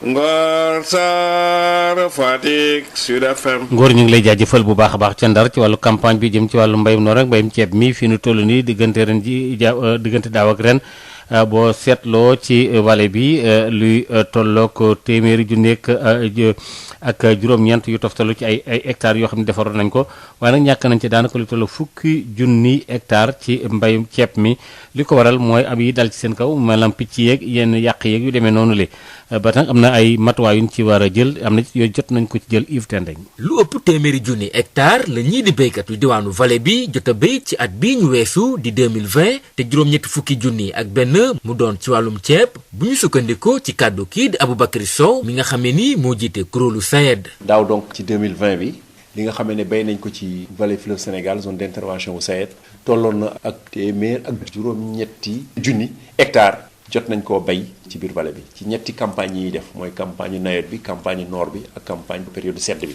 ci biir loolu juróom-ñetti junni ak benn hectare bay nañ ko ci ceeb loolu lu am solo la boo xoolee dafa mel ni li ñu bay bu ñu ko méngalee ak li ñu bayoon at yu weesu yi dafa mel ni yokk na lu tolloog juróom-benn junni donc loolu aussi lu am solo la. muy ay campagne yu nga xamee ni bëriwoon na ay jafe-jafe yu nga xamee ni béykat yi jànkonteel nañ ko ba mu waral ñu ñàkk lu toll ci fukki junni hectare yi ñu béy ci wàllum ceeb. daaw gis ngeen nu mu tawee taw bu baree bari la ñu am taw yi bu ñu ñëwee bett leen ci tool yi am na ñi nga xamee ne góobuñu sax ceeb ba fa la yàqoo. beneen bi mooy mbënn mi mu taw lu bari dex bi yéeg génn donc inondé périmètre yi. alors lu gën a yéeme nag mooy yàlla indi ay janax. yàlla indi aussi ay gunóor yi nga xamee ne lu ko indi mooy taw mu bari bi ñax mu bari bi gunóor yi nga xamee ne dañuy doon muucu ceeb bi ak janax yi nga xamee ne dañ doon dagg alors yàq ci yàq bu baree bare sax alors loolu nag indil ay jafe-jafe donc baykat yi. muy ay jafe-jafe yu nga xamee ni ñii di autorité yu mim réew jéem nañ ci indi ay saafara. en conseil des ministres président sant leen moom professeur Moussa Baldé ak naataangoom bi nekk budget muy Abdoulaye Daouda Diallo ñu xool ndax mën nañu am benn enveloppe lu tolloog 2 milliards jéem ko jàppale béykat yi. tey jii waa kuréelu SAED ak ñi nga xam ne ni ñooy béykat yi daanaka ñoo ngi xalaat ci lu soxal campagne agricole bu 2021 bile ak it liñ ci mébét. waaw 2021 moom lu ñu bëgg dañu bay bu yéesee na tolloog li ñu defoon daaw dañoo bëgg nag mu ëpp ko yaakaar naa ne aussi mun am yàlla def mu ëpp ko. ki doon jokkoo ak yéen fii ci Saint-Louis Yves Tendeng Sud FM. Yves ñu ngi lay jaajëfal bu baax a baax ci commune bu Sandiara ak li ko wër ci fanweer yi ak ñett ci gox yooyu li cay dëkk daanaka ñaar fukki ak juróom yëpp dimbali na leen defar leen daal ba nga xamee ne daañu mën a am ndox moo xam ne mi itam dana nekk ndox moo xam ne mu sell mu ni mën a jëfandikoo am na nag lim bu mu takku ci ay koppar yu ca tab bi itam ñu jàngatu Moustapha Sall. vraiment kontaan nañu lool population bi kontaan nañu lool ndax di loo xam ne moom lañ doon ñaan ay ati at. kii day wane mbégteem ak ay dëkkandoom nekk ci dëkk yu mel ne Faylaar Dulli Benteñe Mbadaat Kucc ak yeneen yu nga xamante ne ñoom daal fi ñu toll nii am nañ seeni robinet ndox mu sell la ñuy naan mu nekk jàmbat bu yàggoon lool ñu ñëw nii daal di koy saafara fii ci Sandiara. Mbaye Sarr chef du village yu Faylaar vraiment kontaan nañu lool population bi kontaan nañu lool parce que bañ fay nekkee ba léegi wax dëgg yàlla ndox mo sa jaar ci tiw dugg Faylaar gi Serigne Diop ba tax ndox mi dugg Faylaar ba ñëpp di ci jëriñu jigéen ñi yëgatuñu dara fi mu ne nii wax ñu ngi root ay kilomètres ñu jëlee ndox pour indi léegi da ngay tourner sa biir kër ubbi robinet bi ndox. jaraafu dëkkub Sandiara moom daal gannaaw liggéey ba ubbi na mbalka mi nga xamante ne dana tax ñaar fukki dëkkaan ak juróom yu nekk foofu ci diwaanam di am ndox mu sell loola nag mi ngi bokk ci pàcc projet bu njëkk ñu koy duppee course contre la soif docteur Serigne Gueye Diop. soo gisee loolu am important nag mooy ndox sans ndox mën a am wér-gu-yaram sans ndox jigéen dañuy sonn parce que soo jógee de 3 à 25 xam nga loolu vraiment effort bu rëy rek soo jógee de 3 aussi à 33 xam nga loolu effort bu rëy waa dëkk yi gis ngeen dañoo kontaan lool dafa nekkoon loo xam ne aussi ñu bëri dañ doon na est-ce que loolu mën naa am est-ce que mën naa toog ba dootuma dem ci teen wala ci ay séyaan pour wuti ndox donc loolu pour man mooy le véritable rôle mooy véritable mission des maires lii nag bés bu historique la waaye du ma yem rek ci ndox dinaa indi courant dans tous les villages il y a 26 villages yoo xam ne tey dañu war a am courant tey 14 ñu am courant mais du ma yem foofu dama bëgg village aussi am une activité économique une chose c'est am nga am courant ñaar bi mooy nga am ndox waaye li nga war a am mooy éducation d'abord pour les enfants pour ëllëg ñu nekk ay cadres mën ñoo remplacer mais aussi am foo xam ne soo xëyee fa ngay dem projet du gouvernement mooy l'accès universel en 2025 sauf que ñun à Sandiara duñu xaar 2025 à partir de 2021 dañu am un accès universel à l'eau accès universel à l'électricité accès universel aussi à la santé wax naa leen ko dee. moom daal ma ngay fàttali ñi nga xamante ni ñooy askan wi ngir rek ñuy góorgóorlu bay fay facture ndox yi lee meerub Sandiara nag wax na ne am na beneen pàcc bu nga xamante ni lu toll ci ñaar téeméer ak juróom fukki millions daañu ko ci dugal ñaareelu pàcc boobu nag ñi ngi ko jagleel dëkk yi nga xamante ni ñoo féete ci bët saalumu Sandiara Moustapha Sall fii ci Mbour ngir Sud FM. Moustapha ñu ngi lay jaajëfal bu baax a baax juróom-ñetti waxtu moo dem ba feggoog luy tolloog daanaka fukki minute ak juróom-ñeent mu mel ne kon foofu la ñuy daal di taxawandi soxna Maria ci xabaar yi. jërëjëf Maodo Faye ñu jaajëfal la bu baax a baax 19 minutes maanaam fukki simili ak juróom-ñeent moo tegu ci juróom-ñetti waxtu bu ko defee rek ñu daal di ànd ak suñu gan. Sud FM ganu bés bi. ganu bés bi tey di dellu si ci li nga xam ne moom la ñuy wax xarafal gi ñuy xarafal jigéen ñi tubaab di ko wax mutilation génitale féminine moom nag nee na il faut rek ñu daal di taxaw bu baax a baax xoolaat ba xam naka la ñuy dindee yooyee nga xam ne ay cosaan la ak aada waaye itam xool bu baax li nga xam ne moo di programme yi état bi teg ak yenn ci ONG yi pour xam lan la ñu war a yokk wala lan la ñu war a wàññi ngir li nga xam ne moo di xeex boobu mën a dox suñu gan moo di docteur Céliba moom nag sociologue la mu ngi ak ki nga xam ne moo di Birama Ndiaye. ñu ngeek madame Céliba nekk sociologue li waral waxtaan bi mooy que ne fan yi dañoo gis ne xarafal dafa jibat ci banlieue bi lan moo waral phénomène xarafal boobu ak lan la daal di wundu. xarafal yu ñu xarafal jigéen dañoo war a jàpp ni caada la yëfu caada la du yëfu diine je pense que après lañ ci dugal sax religion yi pour wax ne déet xarafal jigéen kat diine waxu ko donc caada la.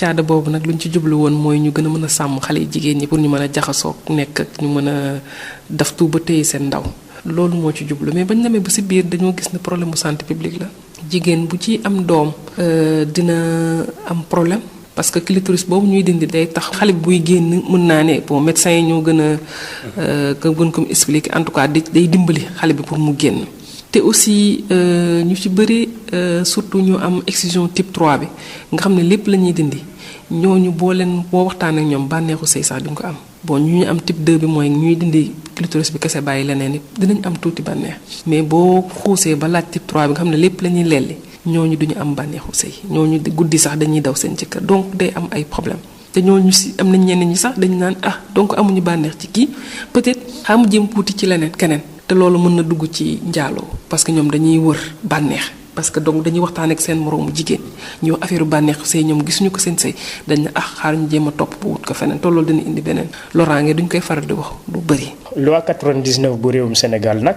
Sénégal nag am na ci loi depuis 99 bu koy tere mais malgré tere yooyu gis nañu ba léegi pratique bi mu ngi continuer surtout ci yenn communauté yi ci sud yu nekk ci suuf ak ci kaw Matam ak Ziguinchor Kolda Sédhiou Kédougou pour wane ne pratique bi mu ngi fi ba léegi malgré le fait que am nañu ay plan d'action malgré da ngay dem ci communauté yi avec yenn ONG yi ñu ne la communauté bi nee na bàyyi na mais est-ce que loolu aussi pour man jot nañ ko càmbar saytu ko pour wax ne réellement ñi bàyyi nañu est-ce que plan d'action yooyu ñuy dérouler pour man dafa laaj ñu toog saytu ko évaluer ko xool ndax ci doxalin boobu am na lu sooxe lan moo ci sooxewul ñu xool nu ñu mën a tëggaatee yeneen plan d'action pour ñu mën a avancer. xeex nag xarafal jigéen nag laaj na collaborer ak communauté yi parce que léegi dafa am benn phénomène bu bees bu ñuy tuddee xarafal xale bi au berceau maanaam bu nekkee liir bu tooy xepp lañ koy xarafal nga xam ne doo soxla sax lañ set sa wéy rek ngay dajale ñëw rek kuppati dindi clitoris bi donc loolu laaj na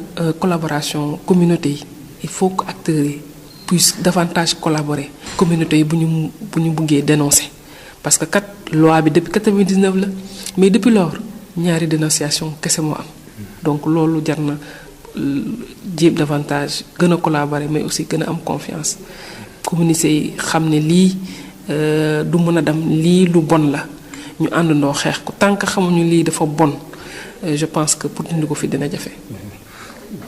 pour te dire kon loolu nag la ñu wax ne loi bi xamuñu ko ça n'a pas été vulgarisé. waaw foofu nag dafay sooxe nag parce que loi yi ñu ci bëri nag bu ñu ko voté état du am ay du jël ay mesures day am faiblesse foofu mesure d'accompagnement yi nga xam ne loi yi voté nañ ko maintenant dañ koy traduire ñu xool nu ñu koy mën a vulgariser foofu defe naa ni état war na cee ñëw parce que loi yépp loolu moo leen tax a manqué du coup loi yi ci bëri xamuñu ko.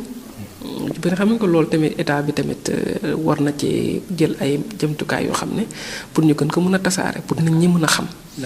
loi yi fi dox. madame Seliba maa ngi lay gërëm. di fàttali ne yow sociologue nga sa xam-xam màcc ci dundin ak nekkinu doomu aadama. jërëjëf ñu sant la gërëm la yow itam Birama Ndiaye mu doon dalal ki nga xam ne moo di docteur Seliba di sociologue ni mu ko waxee doon dellu si tuuti rek ci li nga xam ne moo di ni ñu koy waxee xarafal gi ñuy xarafal jigéen ñi. ñu àndoon ceeg xab say limaan wan fanweeri simili ak juróom-benn moo tegu ci juróom-ñett waxtu ngeen di suivre li nga xam ne moo di Sud Matin ci Sud FM seen rajo 98.5 ci Ndakaaru lëkkaloog suñuy diwaan ngeen ñuy déglu tamit ci www.sudfmsenradio.com ci ay itam ci suñuy plateforme digitale yëpp bu ko defee rek ñu daal di wéy ànd ak ki nga xam ne moo di Marie Rosalie Ndiaye ci Info Santé. Yotox anti-moustique mooy aar mag ak ndaw ci bépp matu-matu yoo am na booy piis ci rido yére ak moustiquaire ak booy diw ci yaram. Val d'Afrique moo leen di may seen journal de la santé. mbokk déglukat yi maa ngi leen di nuyu ginnaaw fukki weer ak ñaar yoo xam ne Sénégal mu ngi doon xeex ak mbas mi di Covid-19 ministre de la santé Abdoulaye Diouf Sarr def ci profito ngir delloo njukkal personnel de santé bi maanaam fajkat yi force de défense et de sécurité yi ak ñi nga xam ne moom la ñu duppee agent de première ligne ci xeex bi ñuy xeex mbas mi rawatina askan wi nga xam ne soobu woon na ci lu ñu duppee engagement communautaire Abdoulaye Diouf Sarr. bi ñu amee premier cas wu Covid-19 ba léegi mën nañu wax ne tey la mat at 2 mars 2020 la duggoon ci réew mi son excellence le président Macky Sall nañu taxaw jël matuwaay yépp mais aussi mu jox ñu lépp lu ci war pour ñu xeex virus bi xamante ne moom la ñuy wax Covid-19 boobu ba léegi ñi ngi ci may profiter ci occasion bi di féliciter di encourager personnel de santé et d'action sociale mais di féliciter itam képp ku jàpp ci xeex bi ma mën ci lim ñu yore kaaraange gi man ci lim suñuy partenaires yi liggéey ak ñun di ñu jàppale ci xeex bi mën naa wax ne réew mi yépp parce que démarche bi ñu adopté mooy démarche communautaire ñépp ci jàpp. jaare na fa it di delloo njukkal njiitu réew mi Macky Sall ndax jéego yu mu def ngir Sénégal doon dëkk yi njëkk ci Afrique yi indi ci seen réew vaccin anti Covid-19. ay bés bi passé réew mi commencé na pour ñàkk sénégalais yépp parce que xam nañ ne ñàkk bi mooy taxawal loo xamante ne dañu gën a aar may féliciter son excellence le président Macky Sall parce que bu dul woon moom du ñu mën a commencer daf ne nañu jël suñuy xaalis bopp dem jëndal suñu bopp ñàkk pour commencer parce que mënuñu xaar li xamante ne ñépp ko bokk muy loo xamante ne lu rafet la moo tax ñu commencer ba ci juróom fukki réew ak ñeent yi xamante ne ñoo nekk ci Afrique juróom-ñaar yi ci jëkk commencer Sénégal ci la bokk loolu nag ñu ngi koy def ma ci féliciter encore ñu xamante ne ñu ngi ci terrain bi di def liggéey boobu. xibaaru wérgu yaram fii lañ koy ndar képpe di leen ñaanal bésu jàmm. Yotox anti-moustique mooy aar mag ak ndaw ci bépp matu-matu yoo am na booy piis ci rido yére ak moustiquaire ak booy diw ci yaram. Val d'Afrique moo leen doon may seen journal de la santé.